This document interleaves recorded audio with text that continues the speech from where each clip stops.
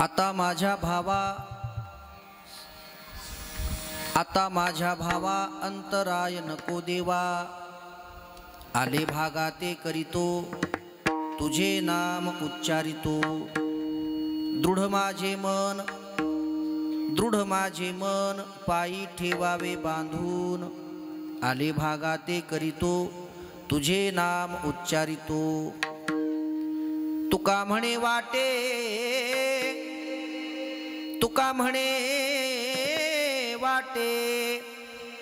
नको फुटो देऊ फाटे, आले भागाते करीतो तुझे नाम उच्चारितो। पांडुरंगा करू प्रथम नम, पांडुरंगा करू प्रथम नम, पांडुरंगा करू प्रथम नमन, करू प्रथम नम। सरे चरणा संतांचे, सरे चरणा संतांचे, सरे चरणा संतांचे।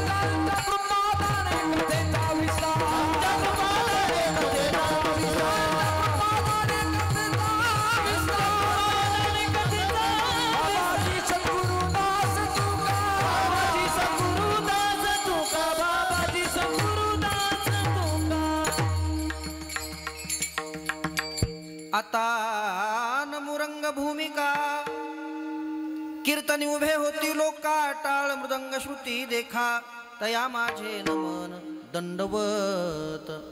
श्री संताची ये माथा चरणावरी साष्टांग हे करी दंडवत। विश्रांती पावलो सांभाळा उत्तरी, वाढले अंतरी प्रेम सुख जयांचे केलिया स्मरण। होय सकळ विद्यांचे अधिकरण, तेची वंदू श्रीचरण श्री गुरूंचे ते नमस्कारून आता। नमो सद्गुरु तुकया ज्ञानदीपा, नमो सद्गुरु सच्चिदानंद रूपा, नमो सद्गुरु भक्त कल्याण मूर्ती, नमो सद्गुरु भास्करा पूर्ण कीर्ती। घ्यावी माझे हाती सेवा, याची देवा विनवणी, याची देवा विनवणी, याची देवा विनवणी। घ्यावी माझी हाती सेवा, याची देवा विनवणी, याची देवा विनवणी, याची देवा विनवणी। घ्यावी माझी हाती सेवा, घ्यावी माझी हाती सेवा, घ्यावी माझी हाती सेवा, घ्यावी माझी हाती सेवा, घ्यावी माझी हाती सेवा, याची देवा विनवणी, याची देवा विनवणी, याची देवा विनवणी।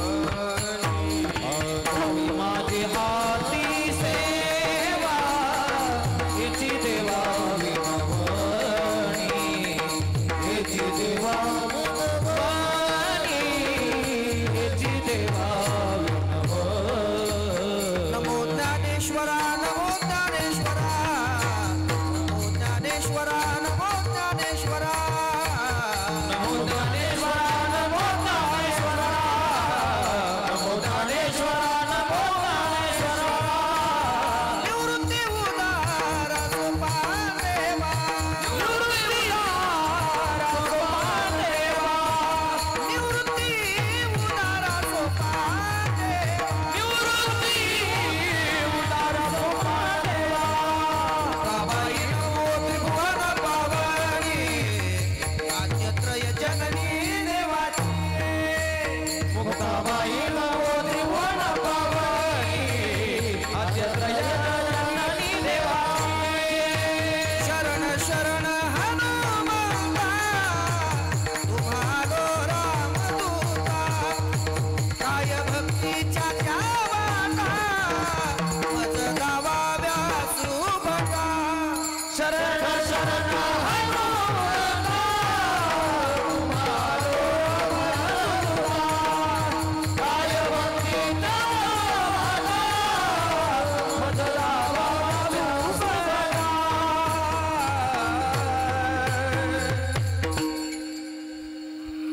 आता माझ्या भावा अंतराय नको देवा, आले भागा ते करीतो तुझे नाम उच्चारितो. सेवेकरिता निवडलेला अभंग. देहुनिवासी सुप्रसिद्ध साधू, महान भगवत भक्त, महान वैष्णव, अवतारधारक, करुणाघन, दयासिंधू, सकल कंठभूषण, पंचम वेद निर्माते, जगदोद्धारक, जगवंद्य, जगद्गुरु श्रीमंत श्री तुकाराम महाराज यांचा हा 4 चरणांचा उत्कृष्ट, बहुतेक सर्वांच्याच पाठ परिचयाचा आणि त्यांच्याच अभंग संहितेतील आहे. पण मंडळी, सेवेला सुरुवात करण्यापूर्वी अल्पसा परिहार तो असा असेल. अत्यंत पुण्यशील, धर्मशील आणि परमार्थशील असलेला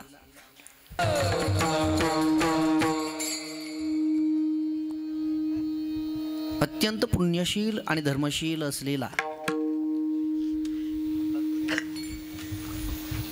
अगदी पुराण काळापासून, वेद काळापासून, सृष्टीच्या आरंभापासूनच म्हणायला हरकत नाही, प्रसिद्ध असलेला भगवान रामचंद्र प्रभूंच्या वास्तव्याने, आवागमनाने परमपावन झालेला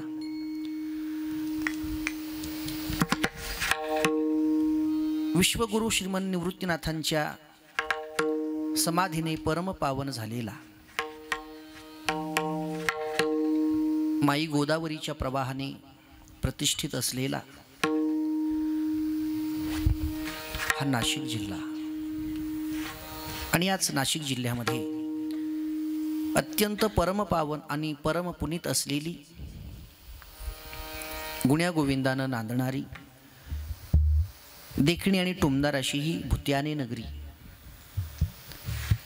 आणि याच नगरीमध्ये आपण सर्व परमार्थप्रेमी ग्रामस्थांच्या उदात्त पारमार्थिक भावनेतून पंचक्रोशीतील परिसरातील अत्यंत विद्वान अशा गुणजनांच्या सहकार्यातून, सज्जन संतांच्या, भगवंताच्या असीम कृपेतून, उपस्थित आदरणीय सर्व टाळकरी मंडळी, उपस्थित आदरणीय सर्व गावातील तसेच बाहेरगावची, विशेषत्वानं शिंदे गावची भजनी मंडळी,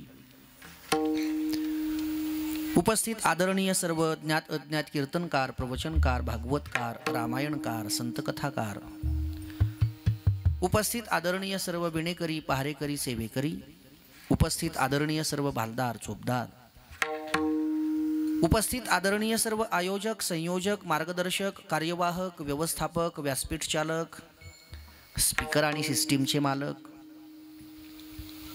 उपस्थित आदरणीय सर्व अन्नदाते, द्रव्यदाते, श्रमदाते, सेवादाते, उपस्थित आदरणीय परिसरातील, संप्रदायातील, महाराष्ट्रातील प्रसिद्ध आणि नामवंत असलेले सुंदर सुंदर असे गायनाचार्य, उपस्थित आदरणीय सर्व परिसरातील, संप्रदायातील, महाराष्ट्रातील प्रसिद्ध आणि नामवंत असलेले सुंदर सुंदर असे मृदंगाचार्य, उपस्थित आदरणीय सुंदर असे हार्मोनियमचे आचार्य, उपस्थित आदरणीय आपण जमलेले सर्व सज्जन भाविक श्रोते, माता भगिनी, बालगोपाळ, तरुण बांधव, अबाल वृद्ध, आपणा सर्वांच्या उपस्थितीने आणि सहकार्याने, साधू संतांच्या प्रेरणेने, परमस्नेही, परम आदरणीय, महान तपस्वी बाळाजी बाबा ढगे, परमपूज्य गुरुवर्य वैकुंठवासी हरिभक्तपरायण हिरालालजी महाराज चिंचगव्हाण, परमपूज्य परम आदरणीय श्री पादानंदजी महाराज आहेर भुत्याने यांच्या प्रेरणेने व जगद्गुरु राष्ट्रसंत जनार्दन स्वामी यांच्या कृपा आशीर्वादाने परमपूज्य 1008 महामंडलेश्वर स्वामी शांतिगिरीजी महाराज यांच्या मार्गदर्शनाखाली गेल्या 2 वर्षापासून चालत असलेला हा त्रैदिनी अखंड हरिनाम सप्ताह, यावर्षी आपलं हे 3रं वर्ष आहे. आणि या 3ऱ्या वर्षातील जागराची कीर्तनाची सेवा गेल्या वर्षीप्रमाणेच याही वर्षी आपल्या सर्वांच्याच प्रेमाने, इच्छेने आणि परवानगीने तथा भाऊसाहेबजी महाराज अहिर आणि प्रवीणजी महाराज अहिर यांच्या फोनद्वारा प्राप्त झालेली ही सेवा आहे. आता वास्तविक ना अभ्यास, ना अधिकार, ना पात्रता, ना योग्यता, मी एक साधा साधक दशेतला जीव आहे. पण आळंदीमध्ये सद्गुरू माऊलींच्या पायाजवळ बसून जे काही ऐकलं असेल तेच तुमच्यासमोर फक्त उभं राहून सांगायचे.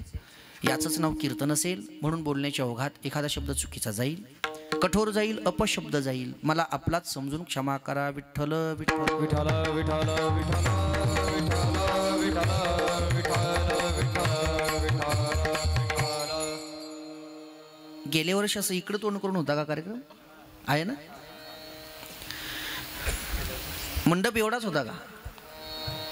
कमी होता थोडा साईजनं, असा लांब होता जास्ती. हां, त्या ओट्यापासून इकडंच होता असा एवढा. यावर्षी मंडपही मोठा आहे. आणि भक्तराज हनुमंतरायांच्याकडे समुख असं उभं राहून कीर्तन करण्याचा योग येतोय. आणि आपल्या सर्वांना ऐकण्याची इच्छा आहे. गेल्या वर्षीपासून ते ठरलेलंच आहे की हनुमंतरायाच्या पायाखाली जो आहे तो कोण आहे.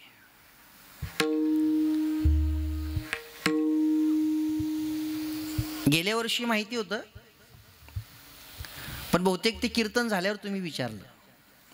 कीर्तनाच्या अगोदरच मला म्हणले असते तर मग गेल्या वर्षीच्याच कीर्तनात सांगून टाकलं असतं. पण कदाचित या वर्षीचं कीर्तन भेटलं असतं की नाही सांगता येत नाही.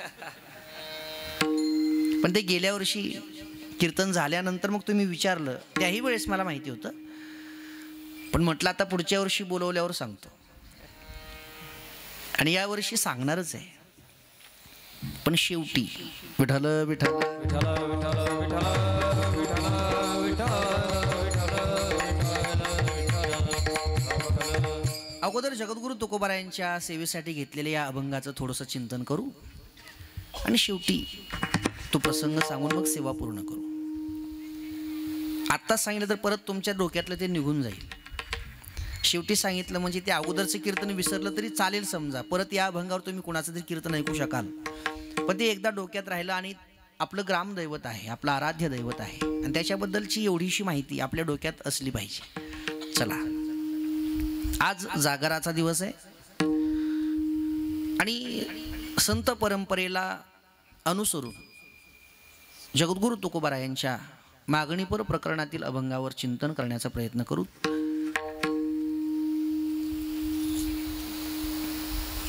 एके ठिकाणी तुकोबाराय असं म्हणतात, काही मागणे हे आम्हा अनुचित, वडिलांची रीत जाणत असो.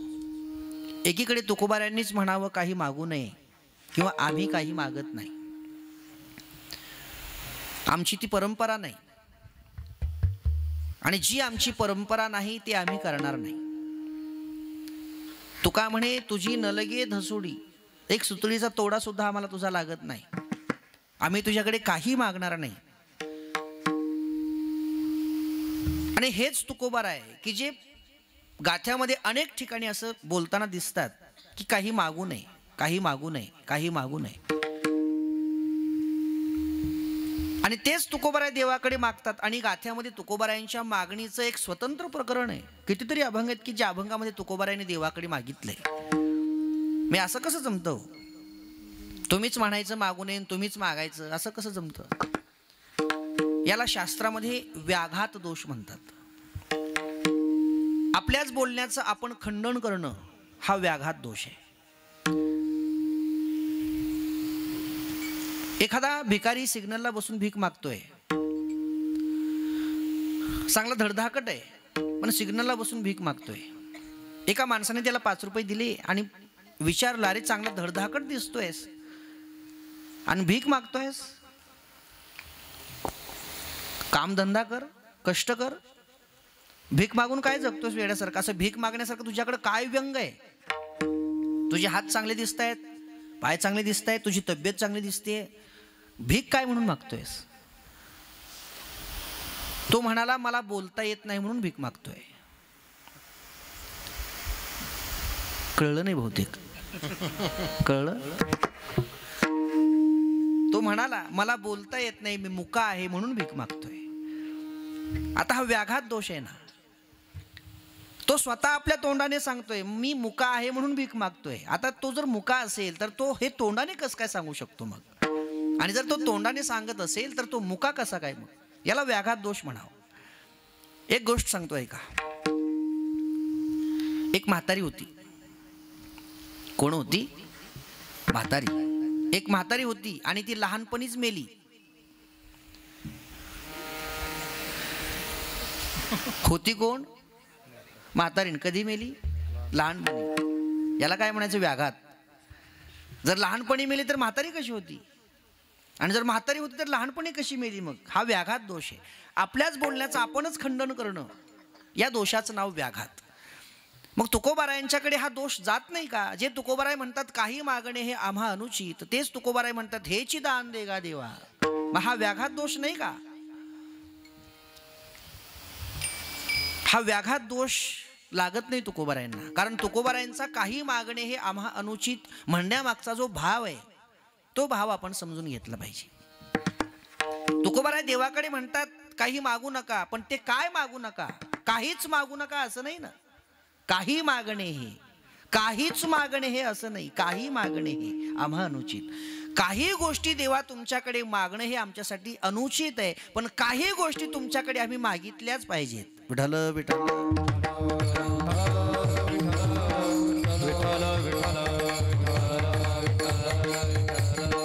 काही मागणे, सगळंच नाही, काही मागणं तुझ्याकडे अनुचित आहे, पण काही गोष्टी तुला मागितल्याशिवाय त्या भेटतही नाही. त्या तुलाच मागितल्या पाहिजे. मग काय मागू नये आणि काय मागावं देवाकडे? तसा विचार केला तर देवाकडे काही मागूच नये, पण त्यातल्या त्यात जर मागायचं ठरलंच तर मग काय मागावं? मागू नये काय? जे आपण सर्रास मागतो ते देवाकडे अजिबात मागू नये. आपण जर कधी देवाकडे गेलो, देवाचं दर्शन घेतलं, तर आपण देवाचं दर्शन करून गुपचूप असं काही रिकामं परत येत नाही. देवाकडे काहीतरी मागतोच. आपली इच्छा देवासमोर काहीतरी प्रकट करतोच. पण जे मागतो ते व्यवहारातलं मागतो. जे मागतो ते प्रपंचातलं मागतो. जे मागतो ते विषय भोगातलं मागतो. पण तुकोबाराय म्हणतात हे प्रपंचातलं, व्यवहारातलं, हे विषय भोगातलं जर तुम्ही देवाकडे मागत असाल तर हे मागू नका. कारण हे तुम्ही देवाकडे किती जरी मागितलं तरी देव तुम्हाला तो देणार नाही. एकतर तुमची मागणी पूर्ण होणार नाही आणि तुमचा वेळ व्यर्थ गेल्याशिवाय राहणार नाही. म्हणून दोन्हीकडून नुकसान करून घ्यायचं नसेल तर हे तुम्ही देवाकडे मागू नका. कोणी म्हणेल का बरं देव देत नाही? आम्ही त्याचं एवढं भजन करावं, एवढं त्याचं चिंतन करावं, एवढं गुणगान गावं, आणि व्यवहारातली प्रपंचातली एखादी गोष्ट त्यांना मागितल्यावर देऊ नये. का देऊ नये? का देत नाही? याचं कारण असं आहे, व्यवहारातले जे भोग असतात, प्रपंचातले जे भोग असतात ते देवाकडून घ्यायचे नसतात. ते आपल्या संचिताप्रमाणे आपल्याला भोगायला मिळत असतात. भोग तो न घडे संचिता वाचुनी, करावे ते मनी समाधान. आणि जर एखादा भोग तुमच्या संचितामध्ये नसेल, प्रारब्धामध्ये नसेल, आणि तुम्ही देवाकडे किती जरी मागत असाल तरी देव तुम्हाला तो देऊ शकत नाही. भलेही तुम्ही देवाचे किती जरी लाडके असाल तरी. आणि जर एखादा भोग तुमच्या संचितात असेलच तर तो भोग भोगण्यापासून तुम्हाला देव सुद्धा अडवू शकत नाही. ते संचित आहे. आणि देव काय तिथं कुणाला द्यायला काही घ्यायला बसलेला नाही. देव फक्त तुमच्या कर्माचा हिशोब ठेवायला बसलेला आहे. विठ्ठल विठ्ठल.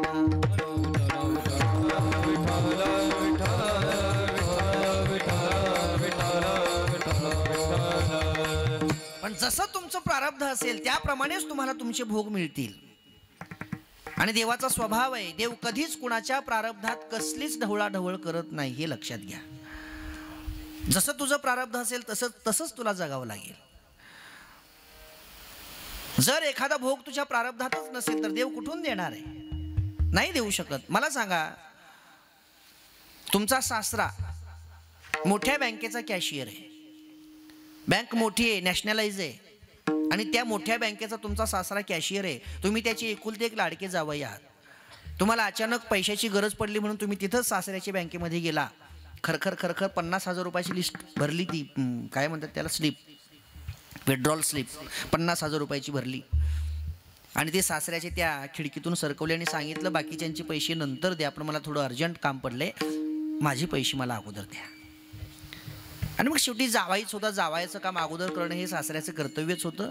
त्याने बाकीच्यांचे पासबुक बाजूला ठेवले आणि जावायाचं ते घेतलं अगोदर आणि त्याच्यावरचा जो अकाउंट नंबर आहे तो टाईप केला, त्या कम्प्युटरवर बघितलं, त्यांचं खातं उघडं केलं, खातं ओपन केलं आणि त्यांच्या खात्यावरची रक्कम चेक केली सासऱ्याने. तर त्या जावयाच्या खात्यावर फक्त 200 रुपये होते. किती होते? 200 रुपये. आणि मागणी कितीची होती? 50,000 रुपयाची. काय करील सासरा? देईल का नाही देणार? त्याच्या खात्यावरच नाही. सासरे बुवाने सांगितलं जावाई बापू तुम्हाला पैसे मिळणार नाही. हां, 4-2 हजार रुपये, 10-5 हजार रुपये असते तर मी इथून कुणाकडूनही घेऊन दिलेही असते समजा, पण 50,000 मी तुम्हाला देऊ शकत नाही. जावाई म्हणला मग एवढ्या मोठ्या बँकेची कॅशियर का जेवायला झालात का? अहो मी तुमचा एकुलता एक लाडका जावाई आहे आणि तुम्ही मला 50,000 रुपये देऊ शकत नाही? मी तुमच्या बँकेचा खातेदार आहे, असं फुकट थोडेही मागतो. सासरे बुवाने सांगितलं हो तुमच्या सगळ्या गोष्टी खऱ्या आहेत, तुम्ही माझे जावई आहात, लाडके आहात, तुम्ही या बँकेचे खातेदारही आहात, पण ही रक्कम मी तुम्हाला देऊ शकत नाही, कारण एवढी रक्कम तुमच्या खात्यावरच नाही. कुठून देऊ? तुम्ही किती जरी लाडके जावई असाल तरी तेवढीच रक्कम तुम्हाला भेटते जेवढी तुमच्या खात्यावर असेल. आणि जर तुमच्या खात्यावर रक्कम नसेल, अख्खी बँक जरी तुमच्या मालकीची असेल तरी ते तुम्हाला भेटणार नाहीत. अगदी देवाचं असंच आहे. तुम्ही कोणीही असाल, कसेही असाल, जे भोग तुमच्या प्रारब्धात आहेत तेवढेच तुम्हाला मिळणार आहेत. देवाकडे किती जरी मागितला आणि किती जरी तगादा लावला तरी ते भोग तुम्हाला मिळणार नाहीत, हे लक्षात घ्या. अहो आपण तर काही नाही. मी तुम्हाला मोठं उदाहरण सांगतो. चोखोबाराय, संत चोखोबाराय सगळ्यांना माहिती आहे. मला सांगा संत चोखोबारायांचा देहांत कसा झाला? अंगावर भिंत पडून. मंगळवेड्याच्या गावकोसाच्या भिंतीचं काम सुरू असताना दिवसभर काम करून संध्याकाळी सगळे मजूर जेव्हा त्या भिंतीला डोकं देऊन तिथं झोपी गेले तेव्हा दुर्दैवानं ती भिंत ढासळली आणि सगळे मजूर त्या भिंतीखाली दडपून मेले आणि त्यात चोखोबारे सुद्धा गेले. संध्याकाळी रात्री मध्यरात्रीची ही गोष्ट आहे. आणि ज्या वेळेला इकडे चोखोबारायांचा देहांत झाला त्याच वेळेला पंढरपुरामध्ये पांडुरंग परमात्मा टाहू फोडून रडायला लागला, माझा चोखा गेला, अरे माझा लाडका भक्त गेला, लढिवाळ भक्त गेला, आता तो मला परत दिसेल का? त्याचा आवाज माझ्या कानावर पडेल का? मी त्याला पाहू शकेन का? देव हंबरडा फोडून रडतोय. आणि कोण चोखोबाराय? अरे काय त्यांचा अधिकार? स्वर्गातलं इंद्राचं नासलेलं अमृत, दुर्वासांच्या शापानं इंद्राचं अमृत स्वर्गातलं नासलं होतं, पण ते अमृत शुद्ध करण्यासाठी इंद्राला सुद्धा चोखोबारायांच्याकडे यावं लागलं होतं. आणि चोखोबारायांची नुसती नजर त्या अमृतावर पडली तर ते अमृत शुद्ध झालं होतं. अधिकार चोखोबारायांचा आहे. आणि स्वतः देव सुद्धा चोखोबारायांसोबत मेलेली जनावर ओढू लागायचं बरं का. देव चोखा मेळ्यासंगे ढोरे ओढी. आणि ते चोखोबाराय जेव्हा भिंतीखाली दडपून जातात तेव्हा पंढरपुरामध्ये पांडुरंग परमात्मा टाहो फोडून रडतो, माझा चोखोबाराय गेला म्हणून. आणि देवांचं हे मोठ्या मोठ्यानं रडणं नामदेवरायांनी ऐकलं. नामदेवराय धावतच देवाकडे, देवाला विचारलं, देवा काय झालं, का रडताय? अरे माझा चोखा गेला रे, माझा लाडका भक्त गेला. मग कसं तरी नामदेवरायाने सांत्वन केलं आणि देवाने सांगितलं उद्या सकाळी सकाळी जा मंगळवेढ्याला, माझ्या चोखोबारायाची हाडं घेऊन ये. मला माझ्या चोखोबारायाची समाधी महाद्वारात बांधायची आहे. माझ्याकडे येणारा प्रत्येक भक्त अगोदर चोखोबारायाच्या समाधीवर डोकं टेकून मगच माझ्याकडे आला पाहिजे आणि रोज चोखा मेळ्याचं मला दर्शन झालं पाहिजे, रोज चोखोबारायांना मी पाहिलं पाहिजे. महाद्वारात समाधी बांधायची. जा. गेले नामदेवराय आणि चोखोबारायांची हाडं घेऊन आले, अस्थी घेऊन आले आणि स्वतः देवानं चोखोबारायांची समाधी महाद्वारामध्ये बांधली. हा प्रसंग सगळ्यांना माहिती असेल. इथं माझा प्रश्न असा आहे, चोखोबारायांचा देहांत झाल्यावर देव हंबरडा फोडून रडतोय, माझा चोखा गेला म्हणून. मला तो दिसेल का? त्याचं दर्शन होईल का? त्याचं भजन माझ्या कानावर पडेल का? एवढं दुःख देवाला होतंय चोखोबाराय गेल्यानंतर. आणि त्यांची हडं आणण्यासाठी, त्यांच्या अस्थी आणण्यासाठी दुसऱ्या दिवशी सकाळी सकाळी नामदेवरायांना मंगळवेढ्याला देव पाठवतो. मला एवढंच म्हणायचंय, जर देवाचं चोखोबारायावर एवढं प्रेम होतं तर नामदेवरायांना आदल्याच दिवशी सकाळी मंगळवेढ्याला पाठवलं असतं तर काही बिघडलं असतं का? चोखोबाराने निरोप द्यायला. दुसऱ्या दिवशी पाठवलं ना, जा आणि हाडं घेऊन ये. मग आदल्या दिवशी सकाळी पाठवायचं ना, जा नामदेवा, आज संध्याकाळी भिंत पडणार आहे आणि त्याच्याखाली चोखोबाराय जाणार आहेत बघ, चोखोबारायांचं देहांत होणार आहे, मग तू आज सकाळीच जा आणि चोखोबारायांना सांग आज संध्याकाळी भिंतीखाली झोपू नका म्हणावं, ते सुरक्षित राहतील. पाठवायचं ना. बर, आज संध्याकाळी भिंत पडणार आहे आणि त्याच्याखाली चोखोबाराय मरणार आहेत, हे देवाला माहिती नसेल का? माहिती असेल की नसेल? जर तो देव आहे तर हे त्याला माहिती असेल, आणि हे जर त्याला माहिती नसेल तर तो देव सुद्धा नसेल. विठ्ठल विठ्ठल.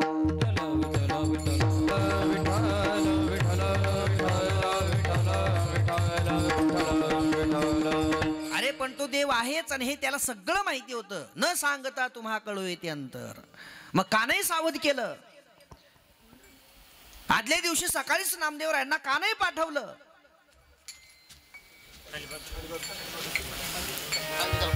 पाणी पाणी द्या.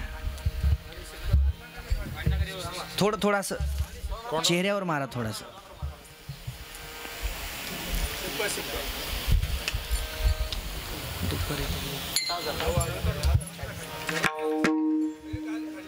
नाही उठू नको रे एकदम. आता बस तसंच खालीच बस, खालीच बस.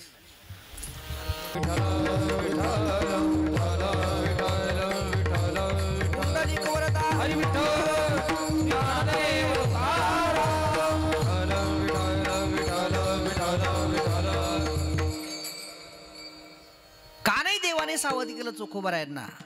त्याचं एकच कारण आहे. अरे चोखोबाराय जरी असले आणि तुकोबाराय जरी असले, ज्ञानोबाराय जरी असले आणि नाथ महाराज जरी असले आणि नामदेवराय जरी असले, तरी देव कधीच कुणाच्या प्रारब्धात ढवळाढवळ करत नाही. हे लक्षात घ्या, पक्क लक्षात ठेवा. ज्या देवाने चोखोबारायांच्या प्रारब्धात हस्तक्षेप केला नाही तिथं आपण काही बाजीराव लागून गेले का? आपण आहेत कोण? अरे एवढे लाडके भक्त सुद्धा देवाचे असताना देव त्यांच्या प्रारब्धात अजिबात हस्तक्षेप करत नसेल, आपण कोण आहे? प्रपंचातले भोग देवाकडे मागणं म्हणजे आपला वेळ व्यर्थ घालवणे. कारण प्रपंचातले भोग, व्यवहारातले भोग, व्यवहारातलं कमी जास्ती जे असेल ते सगळं प्रारब्धावर डिपेंड आहे, सगळं प्रारब्धावर अवलंबून आहे. देवाकडे मागण्याचा काही उपयोग होणार नाही. व्यर्थ वेळ घालवू नका. म्हणून तुकोबाराय म्हणतात, काही मागणे हे आम्हा अनुचित. विठ्ठल विठ्ठल विठ्ठल विठ्ठल विठ्ठल.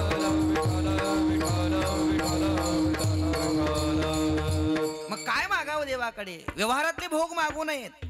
जे फक्त त्याच्याच कृपेने भेटतं ते मागावं. मग काय भेटतं त्याच्या कृपेने? देवाच्या कृपेने फक्त देवाची भक्ती मिळेल, बाकी काही भेटणार नाही. आणि मी असं म्हणतो, देवाची भक्तीच सगळ्यात अवघड आहे. पैसा कमावणं एवढं अवघड नाही. पैसा कमावणं एवढं अवघड नाही. सध्या इंस्टाग्रामवर लोक फार ऍक्टिव्ह आहेत, पैसा मिळतोय. विठ्ठल विठ्ठल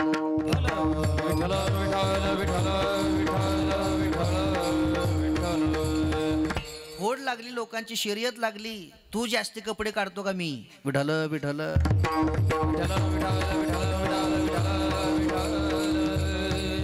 पैसा कमावणं अवघड नाही, पैसा कमावणं सोपं आहे. एखादी सत्ता काबीज करणं सोपं आहे, पण देवाची भक्ती घडणं फार अवघड आहे. हे सोपं नाही महाराज. परमार्थ केला पाहिजे, भक्ती केली पाहिजे. हे आपल्या जीवनाचं आद्य कर्तव्य आहे. पोटापुरते काम परी अगत्य तो राम. काही लोक करतातही, पण काहींना कितीही सांगितलं तरी त्यांच्यावर काही फरक पडत नाही. ते आहे तसेच राहतात, आहे तसेच राहतात. बघू महाराज, बघू महाराज. आता कीर्तन झाल्यावर आपण आरतीला उठत असतो. आता 2 तास कीर्तनकाराच्या पुढे आपण बसलेलो असतो. मध्ये काय ॲडव्हर्टाईज नसते, काय मध्ये नाश्ता नसतो, काय चहा पाणी नसतं, काय नसतं. 2 तास असंच मांडी घालून बसायचं. बरं उठून जायला येत नाही. एवढ्या माणसातून उठून जाणं हे शोभत नाही ना. मग तसंच बसायला लागतं. मग कुठंतरी दुखतं आपलं, घोट्यात गुडघ्यात कुठंतरी थोडीशी कळ लागते. मग मुंग्या येतात पायाला, अवघडतं. मग आरतीला उठत असताना मग उठतात लोक, पण उठणाऱ्यामध्ये 2 प्रकार असतात. काही लोक उठताना देवाचं नाव घेत उठतात, राम राम राम राम म्हणत उठतात. आणि काही लोक उठताना अग ग ग ग म्हणत उठतात. ऐक नाही अबा बाबा बाबा. मला तुम्हाला एकच प्रश्न विचारायचा आहे. राम राम म्हणायला आणि अगगग म्हणायला पावर कमी जास्ती लागते का? होय, पावर कमी जास्ती लागते? नाही, असं काही नाही. राम राम म्हणायला 2 भाकरीची पावर लागते आणि अगगग म्हणायला 1 भाकरीच्या पावरावर भागतं असं काही नाही. अरे राम राम म्हणायलाही तेवढीच ताकद लागते आणि अगगग म्हणायलाही तेवढीच ताकद लागते. मग रामराम वाल्यांच्या तोंडाला अगगग वाल्यांच्या तोंडाला रामराम का येत नाही त्याचं कारण त्यांचं भाग्य कमी पडतंय म्हणून. विठ्ठल विठ्ठल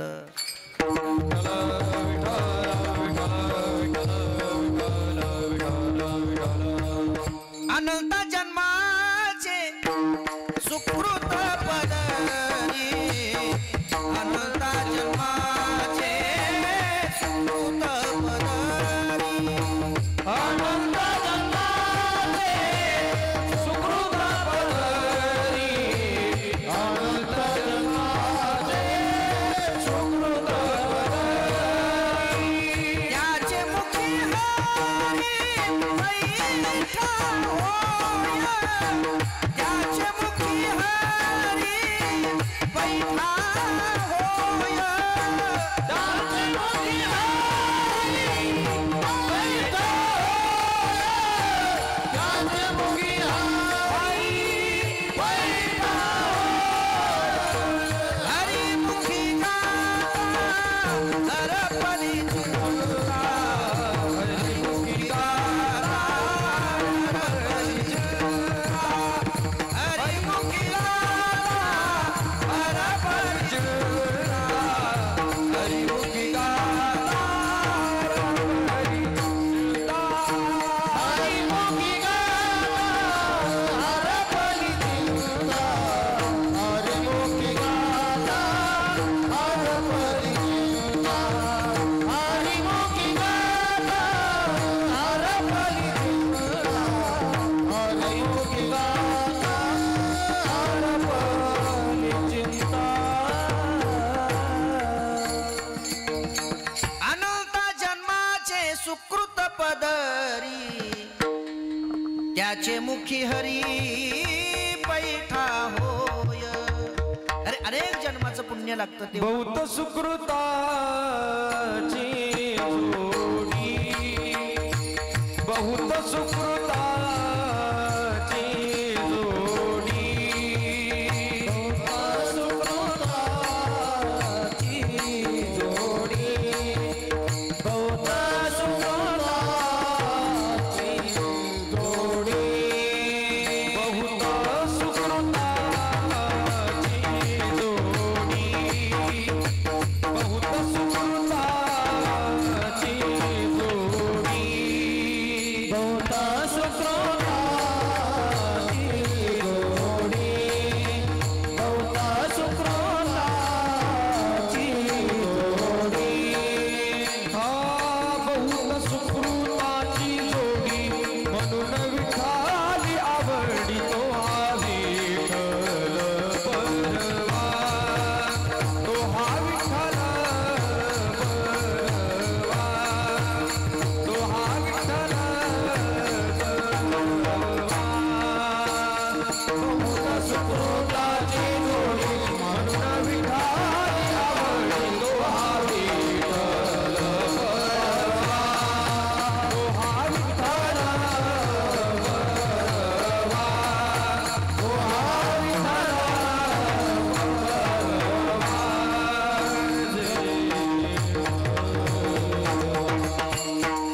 वा वा वा. बहुता सुकृताची जोडी म्हणून विठ्ठली आवडी. देव आवडायला भाग्य लागतं पुण्य लागतं आणि जर पुण्य कमी पडत असेल तर देव आवडत नाही. ज्ञानोबाराय म्हणतात आपल्या तोंडाला एकदा जरी देवाचं नाव यायचं म्हणलं ऐका आपल्या तोंडाला एकदा जरी देवाचं नाव यायचं म्हणलं तर कमीत कमी आपल्याकडे 1000 जन्माचं पुण्य लागतं. विठ्ठल विठ्ठल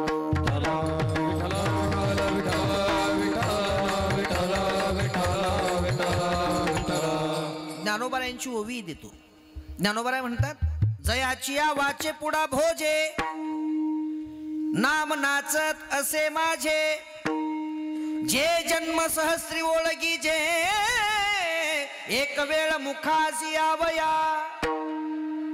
किती जन्मी ओळखीचे जन्म सहस्त्री 1000 जन्माचं भाग्य पदरात असावं लागतं तेव्हा एकदा तोंडाला देवाचं नाव येतं. सोपं नाही परमार्थ घडणं भक्ती घडायला भाग्य लागतं. बरीच माणसं अशी बघितली आपण. आता कीर्तन, मला सांगा, कीर्तन सप्ताह का करावा आपण कशात कमी आहोत का म्हणून करावं का? बरं गावोगाव होतोय म्हणून करावा का कॉम्पिटिशनमध्ये? नाही. बरं सध्या काही काम नाही म्हणून तरी करावा का? अजिबात नाही. मग का करावं सप्ताह? सप्ताह एवढ्यासाठीच करावा की या सप्ताहाच्या कालावधीमध्ये भाविकांना, लोकांना टाळी वाजवण्याची आणि भजन करण्याची सवय लागावी म्हणून. विठ्ठल विठ्ठल विठ्ठल विठ्ठल विठ्ठल.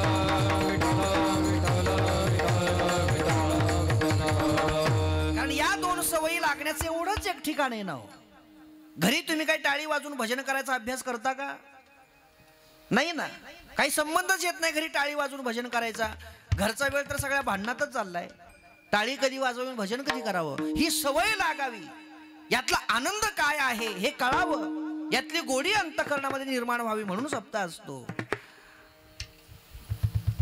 आता काही लोक मनानं टाळी वाजवतात, मनानं विठ्ठल विठ्ठल विठ्ठल भजन करतात, पण काही लोकांना अख्खा सप्ताह डोक्यावरून जातो. पण टाळी वाजवी अशी वृत्ती होत नाही, भजन करावं अशी वृत्ती होत नाही. का? अजूनही त्यांचं भाग्य कमी पडतंय. विठ्ठल विठ्ठल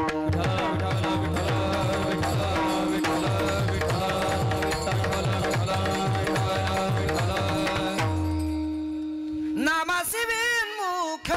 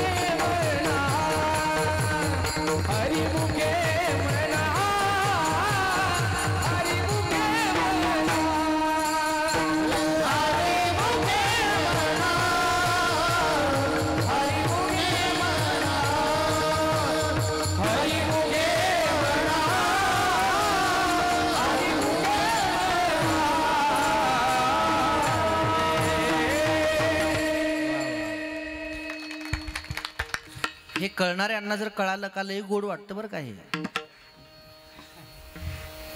आता आपल्याला सगळं सारखंच वाटतंय, पण कळत्यांना यातलं काय मर्म आहे हे कळतं. यातली मेघ फक्त कळत्यांनाच कळते. बाकी तुम्ही टाळ्या वाजवता, तुम्हाला गोड वाटतं म्हणून वाजवता, आहे की नाही? पण यातलं जे वर्म आहे ते खूप गोड आहे. अशा चाली म्हणण्याचा हातखंडा अर्जुन महाराज मोठ्यांचं खूप. विठ्ठल विठ्ठल विठ्ठल विठ्ठल विठ्ठल सहज म्हणतात, पण ते मागच्यांना म्हणता येत नाही.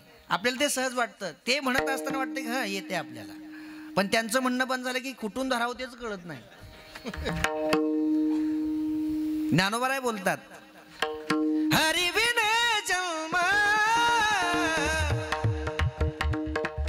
नामासी विनमुख तो नर पापिया. अरे जे नामाला विनमुख आहेत, सरळ सरळ त्यांना पापी समजायला काही हरकत नाही, कारण अजूनही त्यांचं पाप शिल्लक आहे, म्हणून तर त्यांच्या तोंडाला देवाचं नाव येत नाही ना. एकाची म्हातारी आई होती, जवळजवळ 80च्या आसपास वय होतं. जन्म गेला पण कधी देवाचं नाव तोंडाला नाही घेतलंच नाही. कुणी घे जरी म्हणलं तरी घेतलं नाही. मग तिच्याच मुलाने आपल्या सप्ताहातली एक पंगत घेतली संध्याकाळची, आणि ज्या दिवशी त्याची पंगत होती त्या दिवशी हरिपाठ झाला आणि पंगत पुकारली समजा स्पीकरवर. सगळे वारकरी जेवायला त्याच्या घरी निघाले, पण त्यानं मंडपातच सांगितलं सगळ्या वारकऱ्यांना, तुम्ही येताय माझ्या घरी, पण घरी आमची आई असेल बसलेली दारातच, खुर्चीवर. 80 वर्षाच्या आसपास तिचं वय आहे, पण एकदाही अजून तिनं देवाचं नाव तोंडाने घेतलं नाही. माझ्यावर एक उपकार करा. प्रत्येकानं आमच्या घरी येत असताना दारातच म्हातारी बसलेली असते. प्रत्येकाने तिला आठवणीनं अगोदर जय हरी म्हणा आणि मग घरात जा.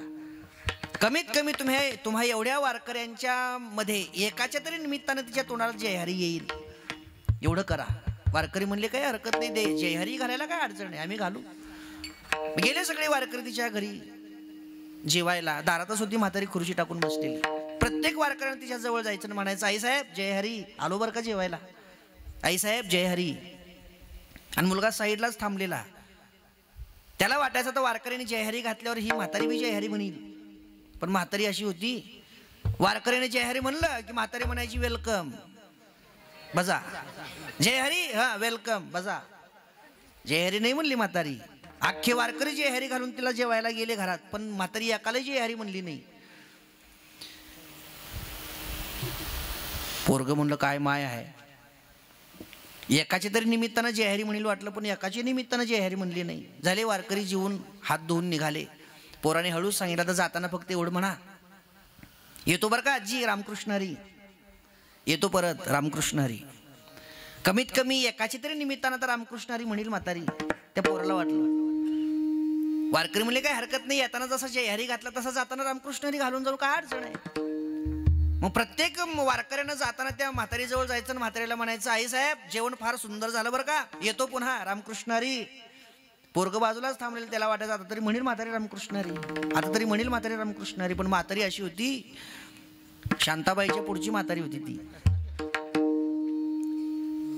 वारकऱ्यानं येताना जय हरी घातला, म्हातारी म्हणली वेलकम बजा. जाताना वारकरी रामकृष्ण हरी म्हणला, म्हातारी म्हणली बाय बाय या. रामकृष्ण हरी बाय बाय या. वाग बाय, तुझ्यापेक्षा शांताबाई चांगली. प्रयत्न करून सुद्धा तिनं देवाचं नाव तोंडाने घेतलं नाही. का? पुण्य कमी पडतंय म्हणून. विठ्ठल विठ्ठल विठ्ठल विठ्ठल तुका म्हणे नाड पाप टाकी ताड, पाप टाकी ताड, पाप टाकी ताड. तुका म्हणे नाड पाप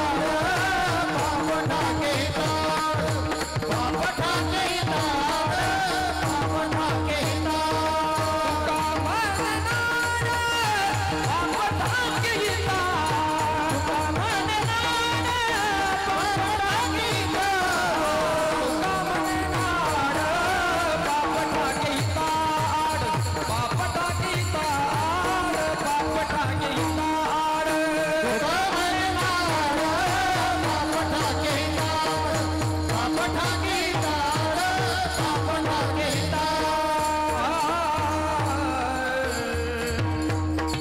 तुका म्हणे नाड पाप टाकी ताड, तुका म्हणे नाड पाप टाकी पाप ठाके हिता आड. जर पाप आडवे येत असेल तर आपण परमार्थ करू शकत नाही, भजन करू शकत नाही. म्हणून देवाकडे काय मागावं? फक्त त्याची भक्ती. देवापाशी मागे आवडीची भक्ती.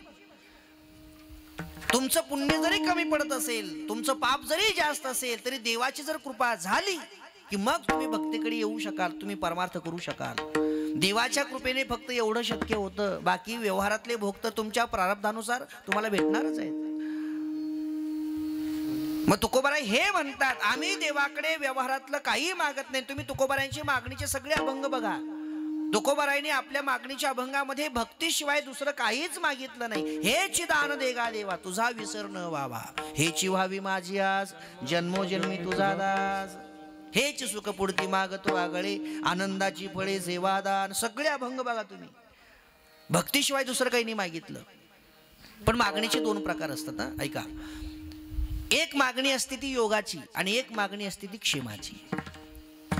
योगाची मागणी कशाला म्हणायचं? ज्या गोष्टी प्राप्तच नाहीत त्या प्राप्त नसलेल्या गोष्टीच्या प्राप्तीसाठीची मागणी केली जाते, त्याला योगाची मागणी म्हणावं. पण ज्या गोष्टी प्राप्त आहेत त्या प्राप्त असलेल्या गोष्टीच्या संरक्षणासाठी जी मागणी केली जाते त्याला क्षेमाची मागणी म्हणतात. मग तुकोबाराय आजच्या अभंगाच्या पहिल्या चरणामध्ये देवाकडे क्षेमाची मागणी करतात. आता माझा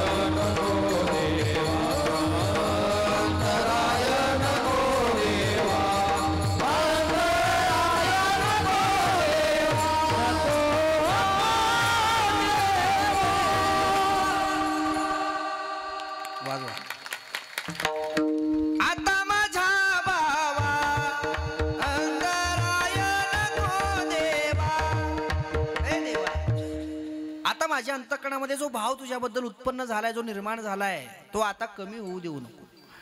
क्षेमाची मागणी आहे.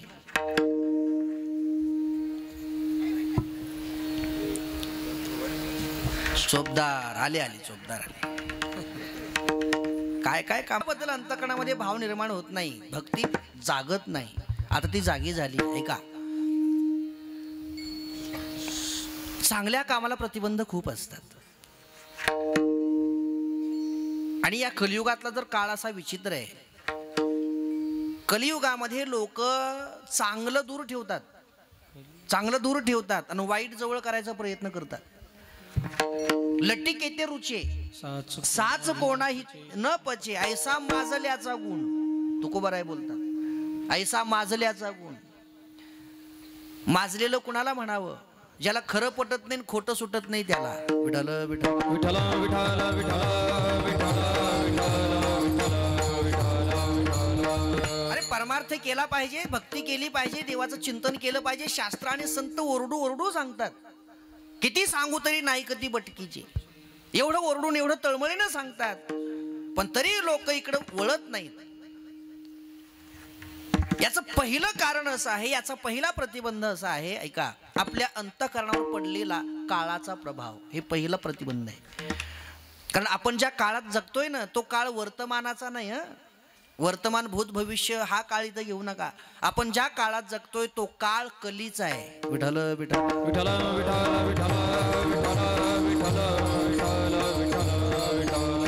आणि कलीचा काळ एवढा विचित्र आहे.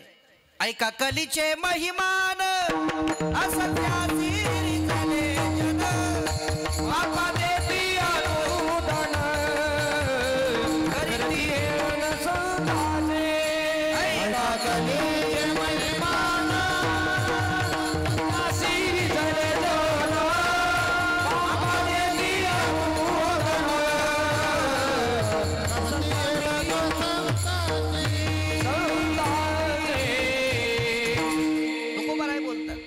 ऐका, कलीचे महिमान असत्या सिरी झाले जन. अरे खोटं बोलतात लोक, खोट्याला प्राधान्य आहे, खऱ्याला नाही. कबीरजींचा एक दोहा आहे, जरा कडक आहे, पण कबीरजींचा आहे, आपला नाही. जर काही तक्रार असेल कोणाची तर कबीरजींकडे जा, माझ्याकडे नका येऊ. कबीरजी बोलतात, चोर लफंगे राज करे. काय खोटं याच्यात? चोर लफंगे राज करे संतों के बेहाल. चोर लफंगे राज करे संतों के बेहाल. याच्या पुढं, पतिव्रता तो भूखी मरी. पतिव्रता तो भूखी मरी, पेडा खाय. कीर्तन झाल्यावर विठ्ठल विठ्ठल.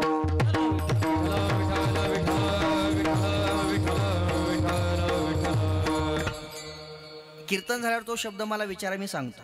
कीर्तनात म्हणण्यासारखा नाही, मी म्हणण्यासारखा नाही. हे कलियुग आहे.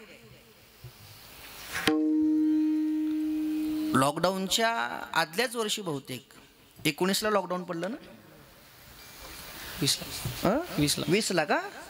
त्याच्या आदल्या वर्षी, काय तिचं नाव,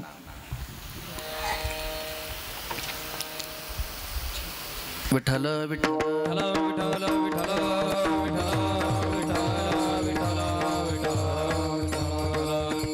सन 2018 का 19 या साली सनी लिओनी माहिती तुम्हाला? तुम्ही हसताय म्हणजे माहिती आहे. जगजाहीर आहे ती, काय चोरून लपून थोडीच आहे. सन 2018 किंवा 19ला त्या सनी लिओनीला पद्मश्री मिळावं म्हणून शिफारस केली होती. किती दुर्दैव आहे. काय झेंडे लावले तिनं समाजात, आणि तिला पद्मश्री मिळावं म्हणून शिफारस तिच्या नावाची.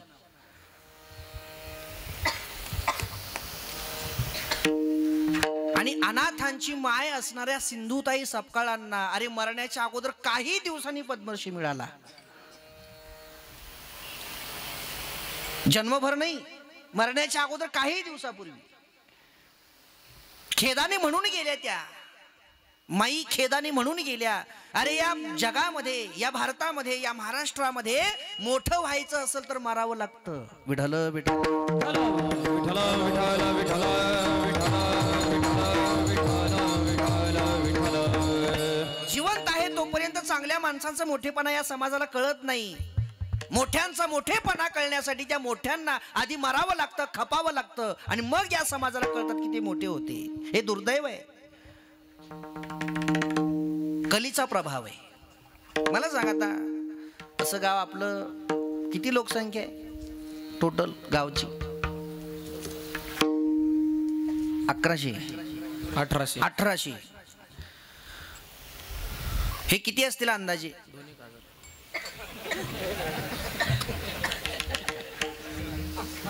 200-300 असतील ना, 200-300 असतील.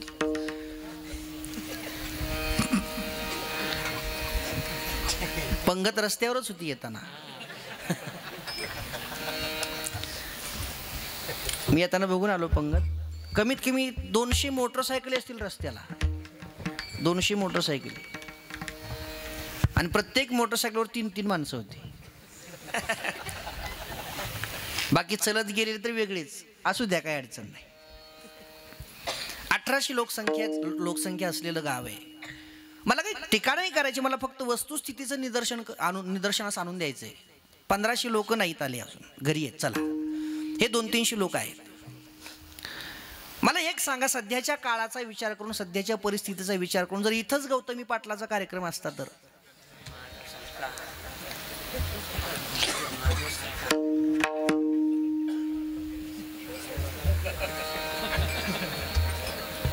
काय तुमचं काय म्हणणं आहे?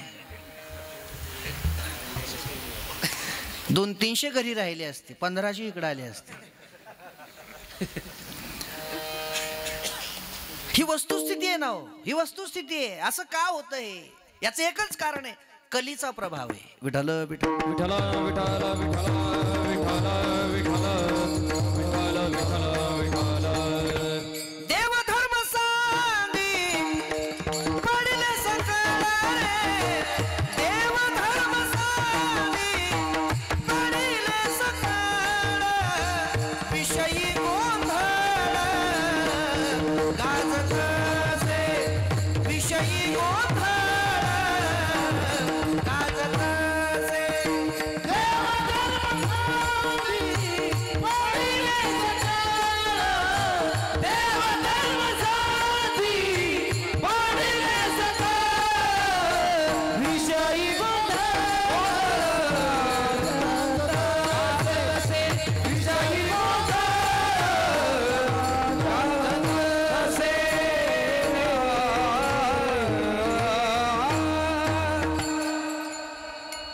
देव धर्म सांगी पडिले सकळ रे, विषयी गोंधळ गाजत असे. अरे देव धर्म हे सगळं अडगळीला पडल्यासारखं झालंय. जी काही निष्ठावंत आहेत तेवढीच आहेत, पण विषयी गोंधळ गाजत असे. एखाद्या ठिकाणी विषयाची यात्रा भरलेली आहे असं कळलं की अशी झुंबड उडते लोकांची. अंतःकरणावर पडलेला हा काळाचा प्रभाव आहे. लोकांना खरं नाही पटत, खोटं नाही सुटत. हा काळ तुम्हाला कीर्तनाकडे येऊच देत नाही. रोज भजनाचा आवाज कानावर पडतो, रोज कीर्तनाचा आवाज कानावर पडतोय, पण इकडे यावी अशी वृत्ती होत नाही. काळाचा प्रभाव आहे. पण एखादा माणूस चला विचार करतो, वर्षातून 357 दिवस तर हेच चाललंय, 3 दिवसाचा सप्ताह आहे, 3 दिवस चला कीर्तनाला जाऊ. विचार करतो एखादा माणूस, काळाचा प्रभाव झुगारून देतो आणि कीर्तनाकडे निघतो. चला जाऊ आज कीर्तन ऐकायला. निघतो, घरून बाहेर पडतो. आता गंमत अशी होती, मागं घर तेवढंच राहतं आणि पुढं मंडप तेवढाच राहतो, आणि मध्येच एक ओटा लागतो विनाकारण बांधलेला. त्याला एक स्पेशल नाव सुद्धा आहे, कुचर ओटा. त्याला कुचर ओटा का म्हणतात? त्याला कुचर ओटा याच्यासाठी म्हणतात की त्याच्यावर बसलेली सगळी माणसं कुचळ असतात म्हणून. विठ्ठल विठ्ठल विठ्ठल विठ्ठल विठ्ठल त्यांना काही काम नसतं, खाऊन तिथे येऊन बसायचं. कोण कुठं चाललाय, कोण कुठून यायलाय, कोण कुणाला बोलायलाय, कोण कुणाला टाळायलाय, हे सगळं तिथं बसून सगळं निरीक्षण करायचं. आणि प्रत्येक माणसाला काही ना काही म्हणून हटकायचं, गुपचूप नाही जाऊ द्यायचं. हे तिथं बसून कामच असतं त्यांना, त्या कुचर ओट्यावरच्या लोकांना. मग हे बसलेले 4-2 ओट्यावर आणि हे निघालेत दादा कीर्तनाला. मागं घर तेवढंच आहे, पुढं मंडप तेवढाच आहे, आणि हे त्या ओट्याजवळ आले. निघाले सप सप सप कीर्तनाकडं भजन सुरू झाले म्हणून.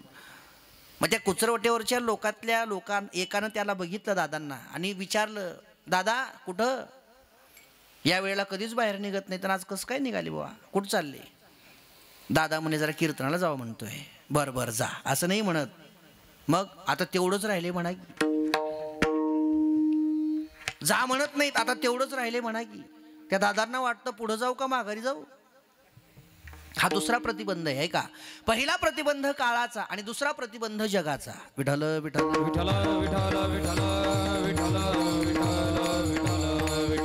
विठ्ठल. अरे जग असा प्रतिबंध आहे, तुम्ही चांगलं केलं तरी तुम्हाला बोलतं, वाईट केलं तरी तुम्हाला बोलतं. जग दोन्हीकडून वाजवतं पकवाच्यासारखं. शाहीकडून आणि धुमाकडून दोन्हीकडून वाजवतं. चांगलं केलं तरी वाजवतं आणि वाईट केलं तरी वाजवतं. एखाद्यानं 2 मजली मस्त घर बांधलं, लोकांना त्याचं कौतुक नाही, लोक हळूच बोलतात, काय नवले नाही बांधायला, सगळा 2 नंबरचा पैसा आहे, हळूच बोलतात. आणि समजा एखादा साधारण कुडाच्या घरात राहतो, लोक त्याला उपदेश करतात, अरे बघा लोक कसली घरं बांधतायत, तुम्ही अजूनही कुडाच्याच घरात आहेत, निघा बाहेर, बांधा घर. चांगलं केलं तरी बोलणार, वाईट केलं तरी बोलणार, हा जगाचा स्वभाव आहे. लग्न करू जाता म्हणती हा मातला, तुकोबाराय बोलतात. एखाद्यानं समजा लईच लवकर लग्न केलं, तसे सध्या होईना गेलेत लवकर. आता सध्या सगळ्यात मोठा प्रॉब्लेम असतोय समाजामध्ये, सगळ्यात मोठी अडचण फक्त लग्नाची.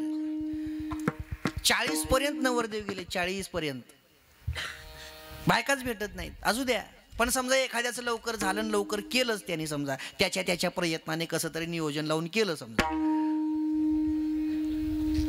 अरे पर्याय नाही ना त्याला, त्याचं नियोजन लावून त्यानं केलं. लोक गप्प बसत नाहीत, लोक हळूच बोलतात. माजल्यावर कसं असते, लोक बोलणार माजल्यावर कसं असते. आणि समजा एखाद्यानं नाहीच केलं, आपल्याला करायचंच नाही, लोक तरी गप्प बसत नाहीत. एखाद्यानं लवकर केलं तर लोक म्हणतात माजल्यावर कसं असतं, आणि एखाद्यानं नाहीच केलं तर लोक म्हणतात काहीतरी घोळ असेल.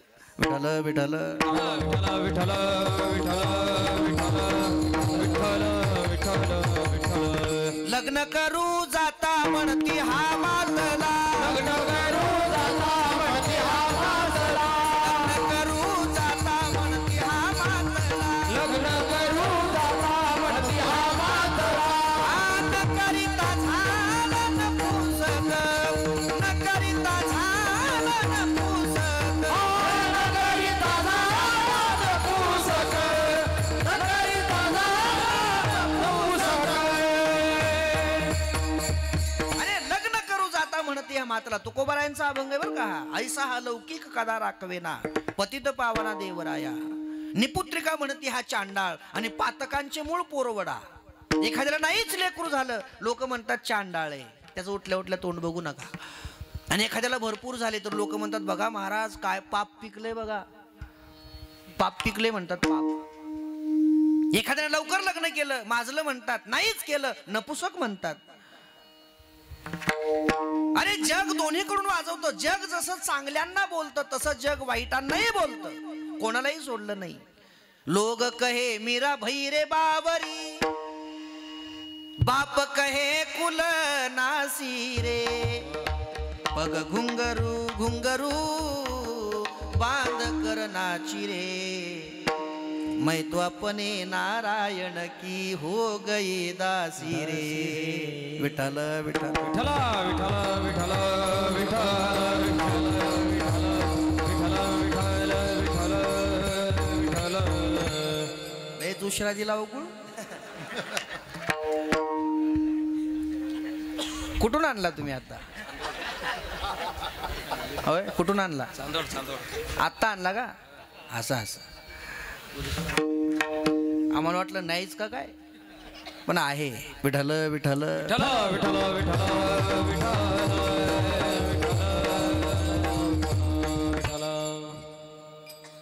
लोक कहे मीरा भई रे बावरी. अरे लोकांनी मीराबाईला सोडलं नाही, लोकांनी ज्ञानोबारायांना सोडलं नाही, लोकांनी तुकोबारायांना सोडलं नाही, लोकांनी नामदेवरायांना सोडलं नाही. सगळ्यांना हसले लोक, सगळ्यांना हसणं स्वभाव आहे त्यांचा. तुका म्हणे हसे जन नये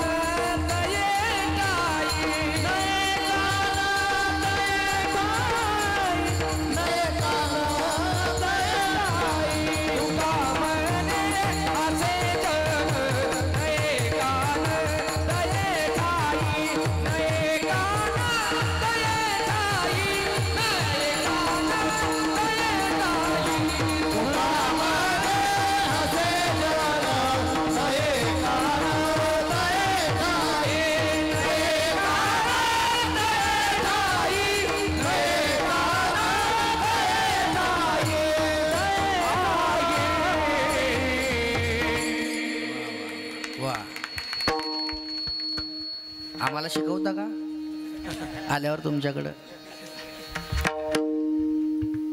तुका म्हण हसे जन नये कानात ये ठाई. अरे तुकोबाराय म्हणतात लोक मलाही हसले हो, मलाही हसले. मी भजन करत पुढे जायचो, लोक मागं हसायची. पण मी एकच केलं, त्यांच्याकडे लक्ष दिलं नाही. आणि आपणही हेच करायचं. लोक आपल्यालाही बोलतील, लोक आपल्यालाही हसतील, लोक आपल्यालाही नावं ठेवतील. आपण एक करायचं, जे करायचंय ते चांगलं करायचं. आणि लोकांनी बोललं तरी ते सोडायचं नाही. एवढ्या दोनच गोष्टी करायच्या. कारण जे करायचंय ते चांगलं करायचं. आणि चांगलं करत असताना लोक कितीही बोलू दे ते परत सोडायचं नाही. आपण आपल्या रस्त्याने चालत राहायचं. कारण लोक अशी विचित्र आहेत महाराज, लोक अशी विचित्र आहेत, इतकी घाण आहेत.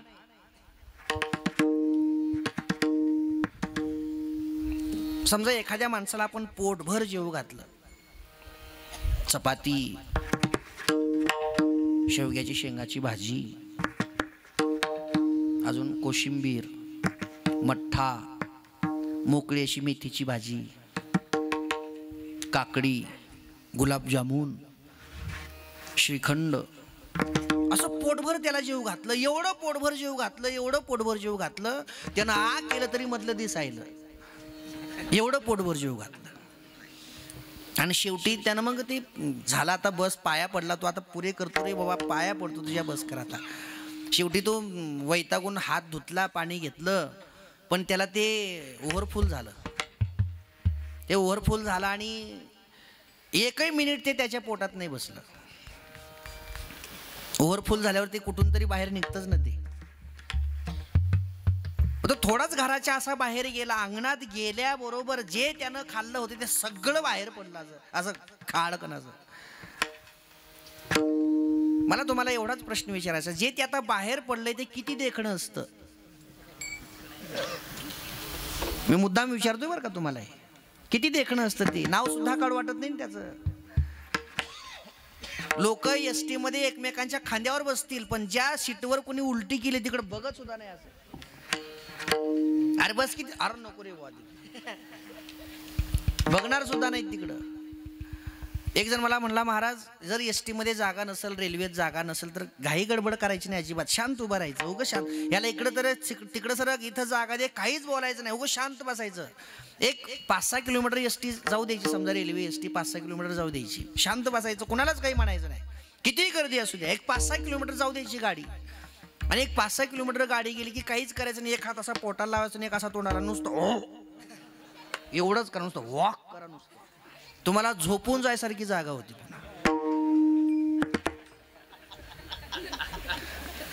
नाही हे करा, फायद्याचं आहे.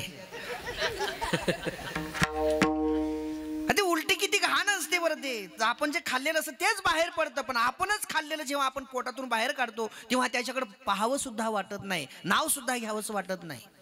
मी जर याचं जास्त अजून वर्णन केलं तर लोक इथंच काही मळमळ करतंय लोकांना. इतकी ती घाण आहे. तुकोबाराय म्हणतात ही उलटी जेवढी घाण आहे, ही ओकारी जेवढी घाण आहे, तेवढं घाण हे जग आहे. विठ्ठल विठ्ठल विठ्ठल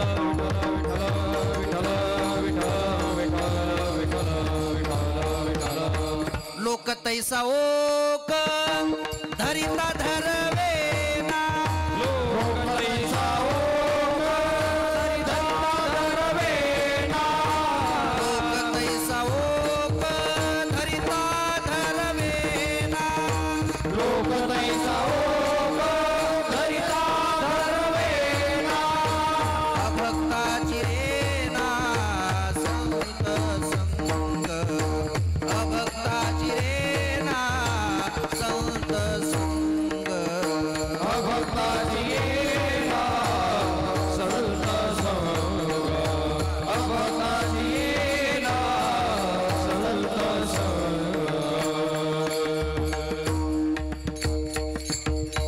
तुकोबाराय बोलतात लोक तैसा ओक धरिता धरवेना, अभक्ताची रेना संत संग. अरे लोक एवढे विचित्र आहेत, एवढे घाण आहेत. जेवढी घाण ती ओकारी असते तेवढं घाण हे जग आहे. या जगाच्या नादी लागू नका. मग काय करा, तुका म्हणे आता ऐका वचन त्यजुनिया जन भक्ती करा. या लोकांच्या बोलण्याकडे दुर्लक्ष करा आणि तुम्ही जो मार्ग निवडलाय त्या मार्गावर अखंड चालत राहा. त्या दादाने हाच विचार केला, जाऊ द्या म्हणले हे लोक बोलतच राहतात, यांचा धंदाच आहे बोलायचा. त्या दादाने त्या लोकांच्या बोलण्याकडे दुर्लक्ष केलं आणि दादा कीर्तनाच्या मंडपात येऊन बसले. ते मागा घरून निघालेले बरं का, कीर्तनाच्या मंडपात येऊन बसले, कीर्तनकाराच्या पुढं बसले आणि ते दादा कीर्तन ऐकत ऐकत झोपी गेले. कीर्तन ऐकत ऐकत झोपी गेले. मला तुम्हाला एवढंच विचारायचंय, दादा जे घरून आले त्या लोकांचं बोलणं खाऊन आले, ते कीर्तनात बसून कीर्तन ऐकायला का झोपायला? घरून कशाला आले ते? ऐकायला. मग झोपले का बरं? बरं त्यांना झोपावं वाटतं तरी का? नाही नाही, ते झोपायचं असतं तर ते मागं बसले असते ना, सर पुढे येऊन बसले आणि मस्त कीर्तन ऐकायला लागले. पण कीर्तन ऐकत ऐकत झोपले. का झोपले? पाप आडवा आलं म्हणून. विठ्ठल विठ्ठल विठ्ठल विठ्ठल विठ्ठल विठ्ठल.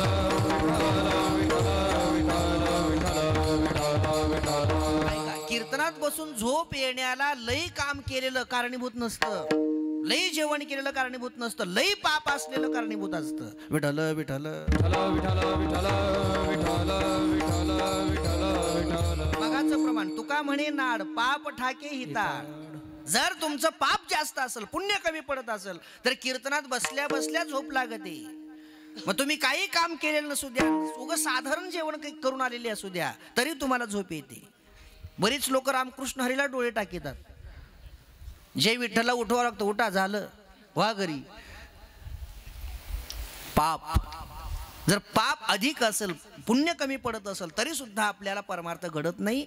पहिला प्रतिबंध काळाचा, दुसरा प्रतिबंध जगाचा आणि तिसरा प्रतिबंध हा पापाचा. तुकोबाराय म्हणतात, देवा मी या सगळ्या प्रतिबंधांना झुगारून तुझ्याकडे आलोय. मी सगळ्या प्रतिबंधांना लांब ठेवून मी तुझी भक्ती स्वीकारतोय. तुझ्याबद्दल भाव अंतकरणामध्ये जागा झालाय. आता एकच विनंती आहे, आता जो भाव तुझ्या माझ्या अंतकरणामध्ये जागा झालाय तो भाव कमी होऊ देऊ नको, एवढीच माझी विनंती आहे. आता माझ्या भावा अंतराय नको देवा. विठोबा रकुमाई, विठोबा रकुमाई, विठोबा रकुमाई,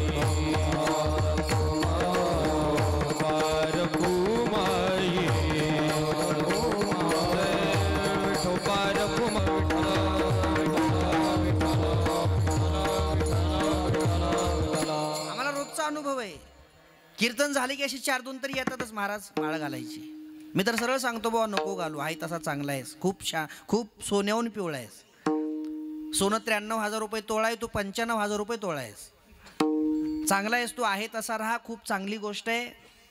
माळ घातलीच पाहिजे असा काही नियम नाही, घालू नको नाही, पण घालायचीच आहे महाराज.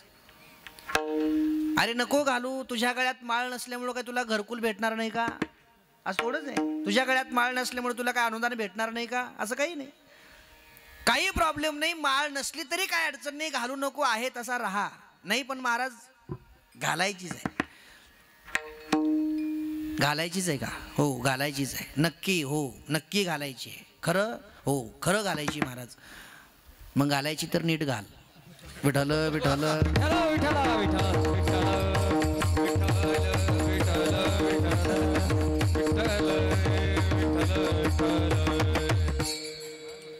तुम्ही हसलात पण मला ते म्हणायचं नव्हतं. माळच म्हणायचे मला, दुसरं काही नाही. घालायची तर नीट घालायची, नाही तर त्या वाटेला जायचं नाही. घालायची लगेच काढायची. आपण पंढरपूरला जातो त्या दर्शन मंडपातून असं वर जातो बघा, ते 7 मजली फिरून फिरून असं पायऱ्या चढून वर जातो. वर गेले की ते कानोपात्रेच्या झाडाच्या अलीकडे असं डाव्या हाताने आपण चालतो असं साईडनं, उजव्या हाताने ते लोखंडी ग्रिल लावले सगळं, डाव्या हाताला जाळी आहे बघा तिथे सगळ्याची जाळी. तुम्ही त्या जाळीला बघा, सगळ्या माळ अडकवल्यात लोकांनी. त्या जाळीला नुसते असे गळ्यातले गाठलेच नाही, माळाही तिथंच. तुझे देणे तुझ्या समर्पणी पायी. बस. अरे घालायचे असेल तर, काढायचे असेल तर घालूच नको ना. तुला कुणी सांगितलं घाल म्हणून? आणि घातलीच पाहिजे असा काही नियम आहे का? शासनाचा का GR आहे का तसा? घातलीच पाहिजे. जर तुला काढायचे असेल तर खरंच तुला हात जोडून विनंती, घालूच नको, काही अडचण नाही. आणि जर घालायची असेल, घातली असेल तर ती घातलेली तुळशीची माळ ही तुझ्या मरणासोबत सरणापर्यंत आली पाहिजे. विठ्ठल विठ्ठल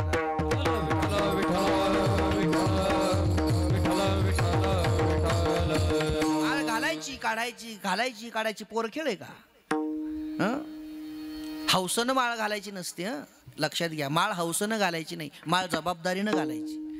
माळ हौसनं घालायची वस्तू नाही, माळ जबाबदारीनं घालायची वस्तू आहे. जर जबाबदारी पेलवत असेल तर माळ घाल, नाहीतर त्या वाटेला जाऊ नको. ऐका, माळ घालून काढण्यापेक्षा न घालणं चांगलं. इथं येऊन डुकल्या खाण्यापेक्षा घरी झोपणं चांगलं. अहो घरी किती मस्त झोपायचं, कूलर लावून, TV बघत, डोक्याखाली उशी घेऊन किती मस्त झोपायचं, मोबाईल बघत बघत. लोक तिथलं बघ सुखाचं झोपायचं सोडतात आणि कीर्तनात बसून डुकल्या खातात. बरं शेजाऱ्यानं बघितलं हे डुकल्या खायला तर ते शेजारी खाऊ देत नाही. उठ झोपायलाच का इथं, लगे कोपर आणतो, उठ झोपायलाच का. किती त्रास आहे. मग हा त्रास इथं सहन करण्यापेक्षा घरी झोपलेलं चांगलं ना. महिला मंडळाला एक प्रश्न विचारतो. 2 बाया शेजारी शेजारी राहणाऱ्या, त्यातल्या एका बाईला 2-3 लेकरं झाले, एक बी जगलं नाही, आणि एका बाईला एक बी झालं नाही. चांगली कोणती? एका बाईला 2-3 झाले, एक पण जगलं नाही, आणि एकीला एक पण झालं नाही. चांगली कोणती? जिला झाले नाही ती चांगली. का? अरे होऊन मरण्यापेक्षा न होणं चांगलं ना. कारण जिला झाले आणि जगले नाही ती देवाला म्हणते, देवा जर ठेवायचेच नव्हते तर दिले होते कशाला रे, एक तरी ठेवायचं होतं. दिलास आणि लगेच घेऊन गेलास, त्याच्यापेक्षा मी वांज राहिली असती तरी बरं झालं असतं. अरे होऊन मरण्यापेक्षा न होणं चांगलं. इथं बसून डुकल्या खाण्यापेक्षा घरी झोपणं चांगलं. माळ घालून काढण्यापेक्षा न घालणं चांगलं. तसं परमार्थात येऊन मग सोडण्यापेक्षा न येणं कधीही चांगलं. विठ्ठल विठ्ठल विठ्ठल विठ्ठल.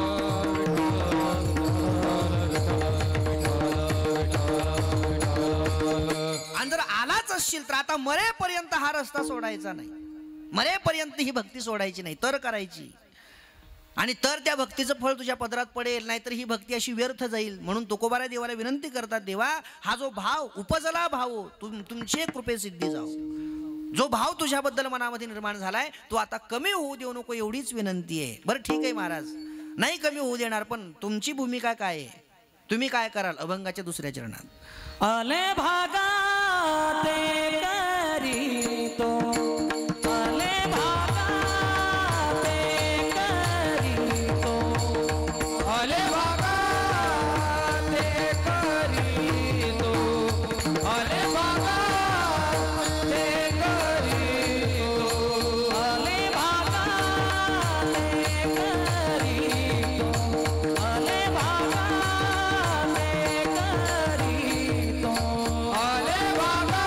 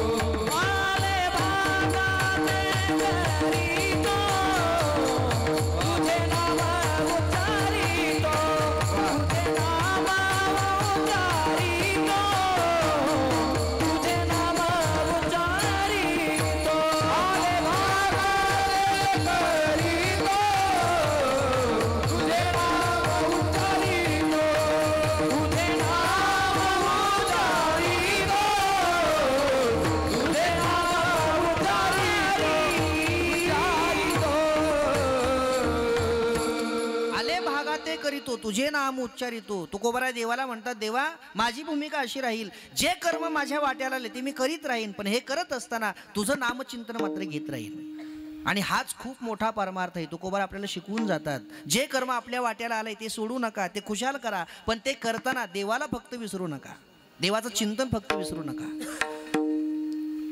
आपल्याला दोन्ही भूमिकेत जीवन जगायचे. 11 वाजले तर 5 मिनिटं एवढाच एक मुद्दा क्लिअर करतो. आपल्याला दोन्ही भूमिकेत जीवन जगायचे, संसारिकाचेही जगायचे आणि परमार्थिकाचेही जगायचे. म्हणजे संसारही करायचा आणि परमार्थही करायचा आहे. पण कसा करायचा एका एका वाक्यात सांगतो ऐका. संसार जरूर करायचा आहे पण देवाला विसरून नाही. संसार जरूर करायचा पण देवाला विसरून नाही, आणि परमार्थ जरूर करायचा आहे पण संसार सोडून नाही. विठ्ठल विठ्ठल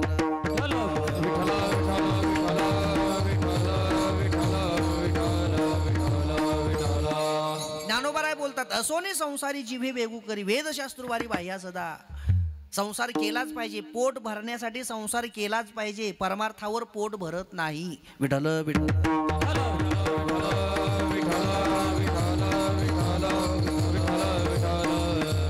परमार्थ का करायचा आहे? संसारात मोक्ष मिळत नाही म्हणून, संसारात मोक्ष मिळत नाही म्हणून परमार्थ करायचा आहे, आणि परमार्थावर पोट भरायचं नाही म्हणून संसार करायचा आहे. दोन्ही भूमिकेत जीवन जगायचं आहे. आणि मला वाटतं या बाबतीत जुनी माणसं थोडी शहाणी होती, अडाणी असतील पण शहाणी होते. आता जे शिकलेले आहेत पण येडे आहेत. भलेही त्यांच्या खिशात 1.5 लाखाचा मोबाईल असेल, फिरायला 4 लाखाची गाडी असेल, पण शहाणपणाच्या बाबतीमध्ये खूप मागे आहेत. जुनी माणसं फाटक्या कपड्यात फिरत असतील पण शहाणी होती. आपल्या शेतातला माल जर बाजारात नेऊन विकला आणि त्याचे जर पैसे आले तर त्याला काय म्हणतात तुमच्याकडे? माल विकलेल्या पैशाला काय म्हणतात? आमच्याकडे त्याला पट्टी म्हणतात. तुमच्याकडे काय म्हणतात? पट्टी. हां, माल विकलेल्या पैशाला पट्टी हे नाव आहे, पट्टी. जुनी माणसं बघा, पट्टी आणायला जर गेले त्या आडत्याकडं तर ती पट्टी घ्यायची, म्हणजे ते पैसे घ्यायचे, ते बंडल तसंच खिशात ठेवायचं, त्याला खर्चायचं नाही. तसंच घरी यायचं ते पैसे घेऊन. घरी आलं की हातपाय धुवायचे, कारण घरी यायला दिवस मावळायचाच ना. घरी यायचे, हातपाय धुवायचे, आणि हातपाय धुतले की ते सरळ देव्हाऱ्याकडे जायचे. देव्हाऱ्याकडे खिशातले जे पैशाचं बंडल आहे, जे काही नोटा असतील त्या खिशातून काढायच्या, देवासमोर ठेवायच्या, देवाचं दर्शन घ्यायचं आणि देवाला सांगायचं, देवा याच्यावर पहिला हक्क तुझा आहे आणि मग आमचा आहे. हा शहाणपणा आहे. अरे परमार्थ करायचंय म्हणजे काय करायचंय? सगळं सोडून त्याच्याच मागं नाही, नाही, सगळं करायचंय, फक्त त्याला आठवत राहायचंय. आता जुन्या माऊल्या बघा, इथं आता सगळ्या गॅसचा जमाना आहे सध्या, पण जुन्या माऊल्याच्या चुलीवर स्वयंपाक करायच्या. त्या उठलं की अगोदर सगळं घर झाडून घ्यायचं, सारवून घ्यायचं. त्या चुलीला ते काय म्हणतात? पोत्राच ना. पोत्रा कशाचा असतो? हा, नाही, सारवतो आपण शेणानं, पण पोत्रा कशाचा? पांढऱ्या मातीचा. कुठं फिरवतात? चुलीवर. आमच्याकडे काही लोक तोंडावर फिरवतात पोत्रा. म्हणजे चुलीवर पोत्रा फिरवायचा, मग ती चूल पेटवायची. चूल पेटवून मग चूल पेटवण्याच्या अगोदर बघा, त्या 2 ज्या भाया असतात ना चुलीच्या, त्याला विभूती ओढायची अशी, त्याला हळदी कुंकू लावायचं, चूल पेटवायची. तवा टाकायचा, ती काठवट घ्यायची, त्यात पीठ घ्यायचं, पाणी टाकायचं, ते पीठ तिंबायचं, असं मळायचं, आणि लगेच मोठी भाकर धरायची नाही. एवढंसं करत होता का तुम्ही? असं एवढंसं हातावर बारतोस असं काय म्हणतात त्याला? हां, नैवेद्य. आमच्याकडे त्याला चिपट म्हणतात.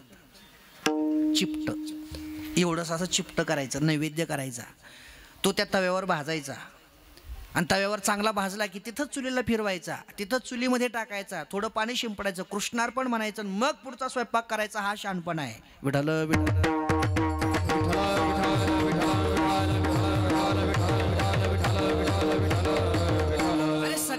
पण सगळं करताना फक्त देवाला विसरू नका, हे लक्षात घ्या. मला सांगा, संसार करत करत देव आठवता येत नाही का? कोण म्हणलं? कोण म्हणलं आठवता येत नाही? येतं आठवता. तुमच्या जर बेडरूम मध्ये साप गेला, समजा 5 फुटाचा कोबरा बेडरूम मध्ये गेला आणि पार कपाटाच्या मागे जाऊन बसला तिकडं कोपऱ्यात, मग त्याच्या अलीकडं तुमचं ते कॉट आहे, त्याच्या अलीकडं मग ते ड्रेसिंग टेबल आहे, त्याच्या अलीकडं मग ते टीव्ही आणि त्याच्या खालचा तो टेबल आहे. तुम्ही सर्पमित्राला फोन केला, सर्पमित्र आला, म्हटलं कुठे आहे? त्या कपाटाच्या मागं. तेवढ्या लांब? हो, तिकडंच गेलाय, कोपऱ्यात जाऊन बसलाय. माझं त्याला पकडायचं पण त्याला उघडं केलं पाहिजे ना अगोदर, त्याला उघडं केलं पाहिजे. मग तुम्ही मला मदत करू लागा. मला नाही, त्या माणसाला म्हणला तो सर्पमित्र. काय करू लागा? हा टेबल धरू लागा. वरचा टीव्ही उचलला बाहेर ठेवला, टेबल उचलला बाहेर ठेवला, तो ड्रेसिंग टेबल उचलला तोही बाहेर ठेवला, तो कॉट उचलला तोही बाहेर ठेवला, पण तरी साप दिसला नाही. अहो कपाटाच्या मागे आहे. मग आता कपाट पुढे घ्यावं लागेल. आता कपाट पुढे घ्यायलाच पाहिजे ना, त्याशिवाय तो उघडा पडणार नाही. मग कसा तरी तुम्ही आणि त्या सर्पमित्रानं तो कपाट जो होता ना, तो कपाट असा 2-3 फुटाचा पुढे ओढला आणि मग कोपऱ्यात बसल्याला तो साप दिसला ना साप. चला, साप उघडा करण्यासाठी काय काय केलं तुम्ही? टीव्ही बाहेर ठेवला, टेबल बाहेर ठेवला, ड्रेसिंग टेबल बाहेर ठेवला, कॉट बाहेर ठेवला आणि कपाट 2-3 फूट पुढे ओढलं. एवढं सगळं केलं ना. पण माझ्या एका साध्या प्रश्नाचं उत्तर द्या. हे सगळं करत असताना तुमचं पूर्ण लक्ष कुठं होतं? बरोबर आहे ना? हे सगळं करताना तुमचं पूर्ण लक्ष कुठं होतं? सापावर. आणि पूर्ण लक्ष सापावर ठेवून सुद्धा तुम्ही हे सगळं करू शकलात ना. पूर्ण लक्ष सापावर ठेवून सुद्धा तुम्ही टीव्ही बाहेर घेतला, टेबल बाहेर घेतला, कॉट बाहेर घेतला, ड्रेसिंग टेबल बाहेर घेतला, ते कपाट पुढे ओढलं, हे सगळं केलं, पण पूर्ण लक्ष कुठं ठेवून केलं? सापावर. अरे तसाच संसार करा ना, तसाच संसार करा. शेती करताय खुशाल करा ना, व्यवसाय करताय खुशाल करा ना, अरे नोकरी करताय खुशाल करा ना. फक्त सगळं लक्ष देवावर ठेवा. विठ्ठल विठ्ठल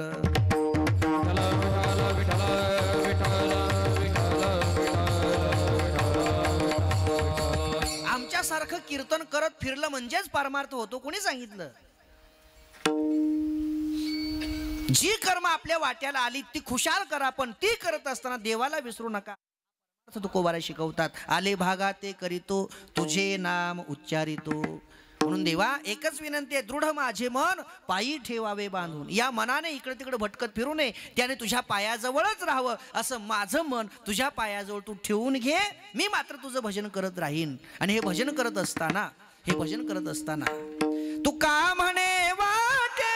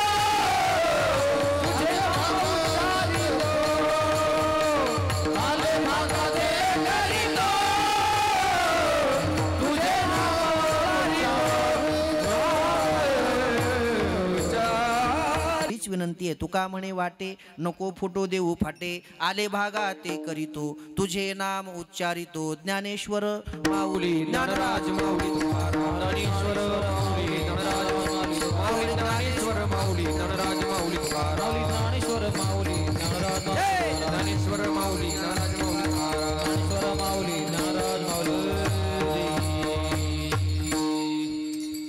तुकाराम तुकाराम तुकाराम तुकाराम तुकाराम तुकाराम तुकाराम तुकाराम तुकाराम तुकाराम तुकाराम तुकाराम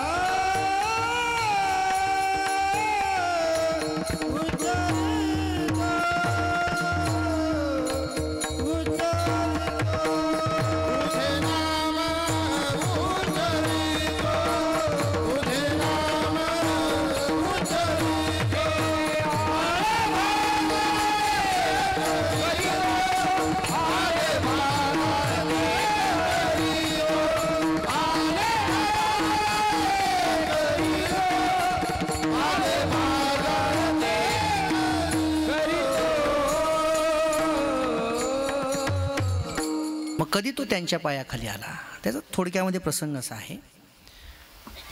प्रभू श्रीरामचंद्रांचं आणि रावणाचं युद्ध सुरू असताना मध्येच इंद्रजिताच्या हातानं लक्ष्मणाला शक्ती लागते. लक्ष्मण मूर्छित होऊन पडतात सूर्यास्ताच्या वेळेला. आणि मग मूर्छित लक्ष्मणाला घेऊन रामचंद्र प्रभू सगळी वानरसेना आपल्या मुक्कामाच्या ठिकाणावर येतात. आणि विचार विनिमय होतो, आता या शक्तीपासून लक्ष्मणाला जर संरक्षित ठेवायचं असेल, या शक्तीपासून जर वाचवायचं असेल तर काय केलं पाहिजे. बिभीषणाने सांगितलं, प्रभू लक्ष्मणजींना जर आता उठवायचं असेल तर सूर्योदयाच्या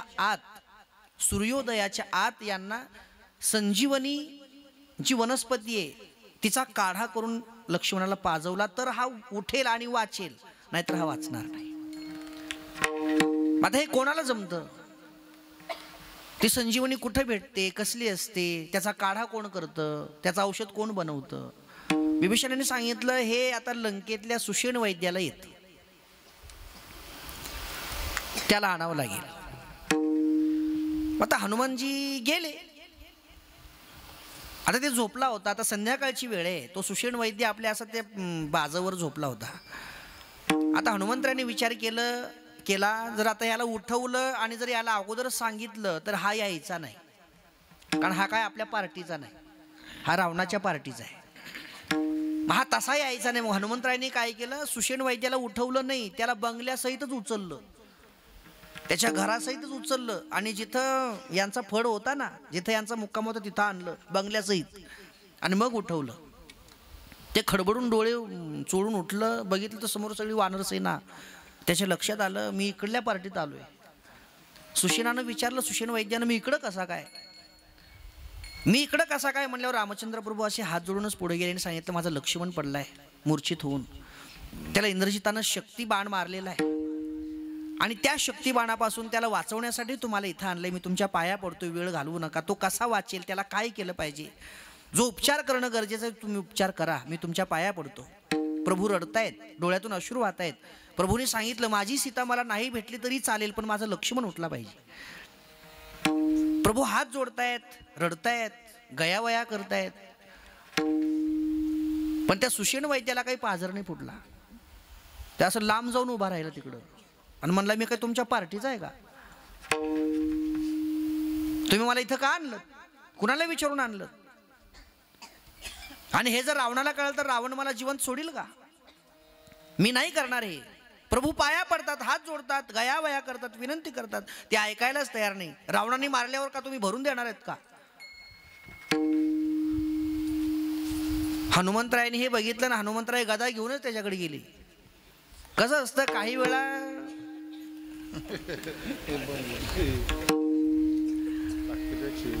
ऐका माझं वाक्य, अगर झुकने से काम होता है तो जरूर झुक जाओ. ध्यानात ठेवा, हे तुमच्या व्यवहारातही तुम्हाला उपयोगाला येईल. अगर झुकने से काम होता है तो जरूर झुक जाओ, लेकिन अगर झुकने से भी काम नहीं होता तो रुक जाओ. एकदा पाया पडा, दोनदा पाया पडा, तीनदा पाया पडा, 10 वेळेस पाया पडावं. पण 10 वेळेस पाया पडूनही काम होत नसेल तर मग आता 11व्या वेळेस पाया पडूच नका, मग पायातलं काढा. हेच केलं पाहिजे.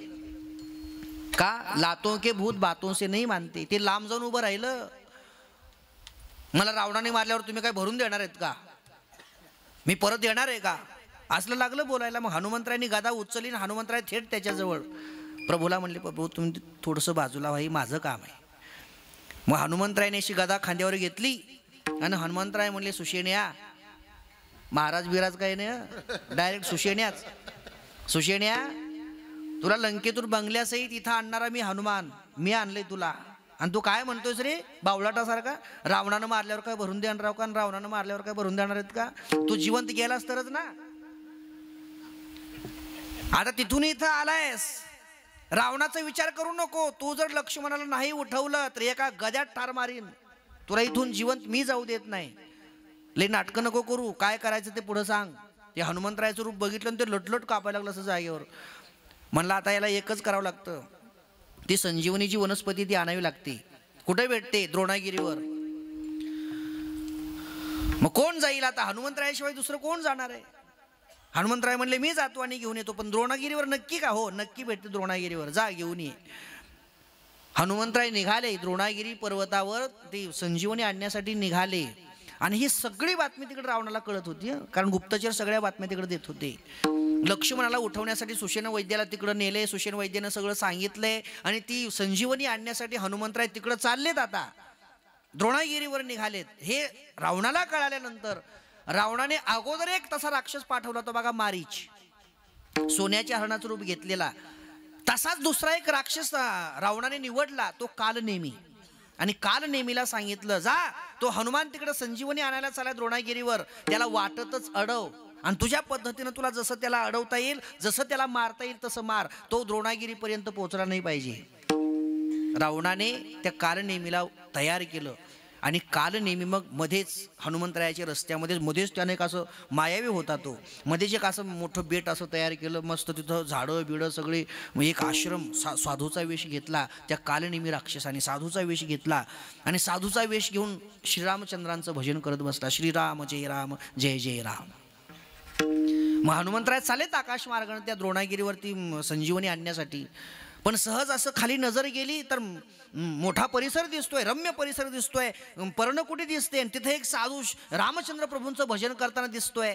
आता रामचंद्र प्रभूंचं भजन जिथं चालू असेल तिथं हनुमंतराय कशी पुढे जातील हो? हनुमंतराय तिथंच उतरले. म्हणले जाता जाता साधूचं दर्शन तरी घेऊन जाऊ. चांगला साधू दिसतोय आणि रामचंद्र प्रभूचं भजन करतोय. पण तो साधू थोडाच होता, तो संधी साधू होता, तो कालनेमी राक्षस होता. हनुमंतराय तिथं उतरले आणि उतरून त्या कालनेमीला हात जोडले आणि सांगितलं, महात्मा आपण कोण आहात आणि किती सुंदर देवाचं भजन करता? तो कालनेमी म्हणाला, मी नुसतं भजनच करतो असं नाही, मी रामचंद्र प्रभूंची कथा पण सांगतो, मला सुंदर कथा सांगता येते. आता रामचंद्र प्रभूंची कथा म्हणल्यावर हनुमंतरायांना का मोह आवरतो का हो? हनुमंतराय म्हणले, ठीक आहे, काय हरकत नाही, कृपा करून मला कथा सांगा, कृपा करून कथा सांगा. म्हणल्यानंतर तो कालनेमी म्हणाला, ठीक आहे सांगतो मी तुला रामकथा, पण अगोदर तुला शुद्ध शुचिर्भूत होऊन यावं लागेल. पलीकडे एक तलाव आहे, तिथं जा आणि स्नान करून ये, स्नान करून शुद्ध होऊन माझ्यासमोर बस, मग मी तुला कथा सांगतो. ठीक आहे. हनुमंतराय तिथून उठले आणि पलीकडे जे सरोवर होतं त्या सरोवरामध्ये स्नानासाठी गेले. पण त्या स्नानामध्ये एक मगर होती आणि ती मगर अशी काही साधी नव्हती, ती मगर स्वर्गातली अप्सरा होती आणि दुर्वास ऋषींच्या शापामुळे ती मगर होऊन त्या सरोवरामध्ये आलेली होती. हनुमंतराय तिथे गेले आणि हनुमंतराय तिथे गेल्यावर त्या मगरीनं हनुमंतरायाचा पाय धरला आणि पाय धरून हनुमंतरायाला अशी पाण्यामध्ये ओढत घेऊन चालली होती. पण हनुमंतराय होते ते एकाच प्रहारानं, एकाच गद्याच्या प्रहारानं त्या मगरीचा नाश केला, तिला मारलं, तिचा जीव घेतला, गतप्राण झाली. पण जेव्हा ती गतप्राण झाली तेव्हा तिच्यातून एक सुंदर अशी स्त्री बाहेर पडली आणि तिने हनुमंतरायांना सांगितलं, हनुमंतराय तुम्ही ज्या कामाला चाललाय ते काम तुमचं पूर्ण होऊ नये म्हणून हा जो साधूच्या वेशात बसलाय तो साधू नाही, तो कालनेमी आहे, तो राक्षस आहे, तो मायावी आहे आणि तुम्हाला काहीतरी करून इथं अडकवून ठेवण्याचा त्याचा डाव आहे, तुम्हाला मारण्याचा त्याचा डाव आहे. माझं भाग्य म्हणून मला तुमच्या हातून मरण आलंय, माझा उद्धार झालाय, पण जाता जाता मी हे तुम्हाला सांगितलं पाहिजे, हे माझं कर्तव्य आहे म्हणून मी तुम्हाला सांगते, त्याच्या गोड गोड गोष्टीमध्ये तुम्ही अडकू नका, तुम्ही तुमच्या कामाला निघून जा. सांगितलं आणि ती अप्सराशी स्वर्गलोकाला निघून गेली. आणि मग हनुमंतरायाच्या लक्षात आलं, हा असं आहे का, बरं काही हरकत नाही. हनुमंतराय तिथून परत आले आणि तिथून परत आल्यानंतर कालनेमीला म्हटले, हो आलो मी शुद्ध होऊन, आता कथा सांगाल ना? तो कालनेमी म्हणाला, हो आता कथा सांगणार आहे, समोर बसून तुम्ही शांत चित्ताने ऐका, मी तुम्हाला कथा सांगतो. हनुमंतराय म्हणले, आता कथा नंतर सांगा, अगोदर थोडा प्रसाद घ्या, तुमची कथा मी नंतर ऐकतो, पण अगोदर थोडीशी दक्षिणा घ्या. अगोदर थोडीशी दक्षिणा घ्या म्हणल्यानंतर त्या हनुमंतरायांच्या बोलण्यातला भाव त्याने ओळखला त्या कालनेमीनं. आणि तो कालनेमी म्हणाला, मला तुझ्याकडून दक्षिणा घ्यायची गरज नाही, तुला दक्षिणा देण्यासाठीच मी इथं थांबलोय, असं म्हणला. तो आपल्या मूळ रूपात प्रगट झाला आणि हनुमंतरायासोबत युद्ध करायला लागला. असं मुष्टियुद्ध दोघांचं रंगलं आणि मुष्टियुद्ध रंगल्यानंतर हनुमंतरायांनी एका मुक्क्यात त्याला खाली पाडला. असा एक बुक्का असा मारला की तो खाली पडला आणि हनुमंतरायांनी अशी त्याच्या छातीवर पाय ठेवून जे त्याला रगडला तो तिथंच मारला, तो तिथंच त्याचा जीव घेतला. आणि हनुमंतरायांनी त्याच्या छातीवर पाय ठेवूनच तिथून उड्डाण केलं. म्हणून हनुमंतरायाच्या पायाखाली तो अजूनही साक्ष देतोय आणि तो जो आहे तो कालनेमी आहे, हे पक्क लक्षात ठेवा. आणि तेव्हापासून त्या प्रसंगाची आठवण म्हणून बऱ्याच ठिकाणी हनुमंतरायाच्या मूर्तीच्या पायाखाली त्या कालनेमीची मूर्ती ठेवली जाते. आणि तो प्रसंग, ती मूर्ती बघितली, तो राक्षस हनुमंतरायाच्या पायाखाली बघितला की तो प्रसंग आपल्या डोळ्यासमोर येतो. आणि इथून पुढे ते चरित्र आपल्या डोळ्यापुढे येत राहावं. दर्शन घेत असताना त्या चरित्राला आठवावं आणि मग हनुमंतरायाचं दर्शन घ्यावं. चला, हे आता विसरू नका. झालेली सेवा तुम्हा सर्व सज्जनांच्या चरणी समर्पित. विठ्ठल जय जय विठ्ठल, जय विठ्ठल, जय जय विठ्ठल. कुंडलिक वरदा हरी विठ्ठल श्री ज्ञानदेव तुकाराम. बोलिले लेकुरे वेडी वाकुडी उत्तरे. नाही विचारिला अधिकार आपुला. तुका म्हणे गाणे चोळा राखा पाया पैकिंतरा.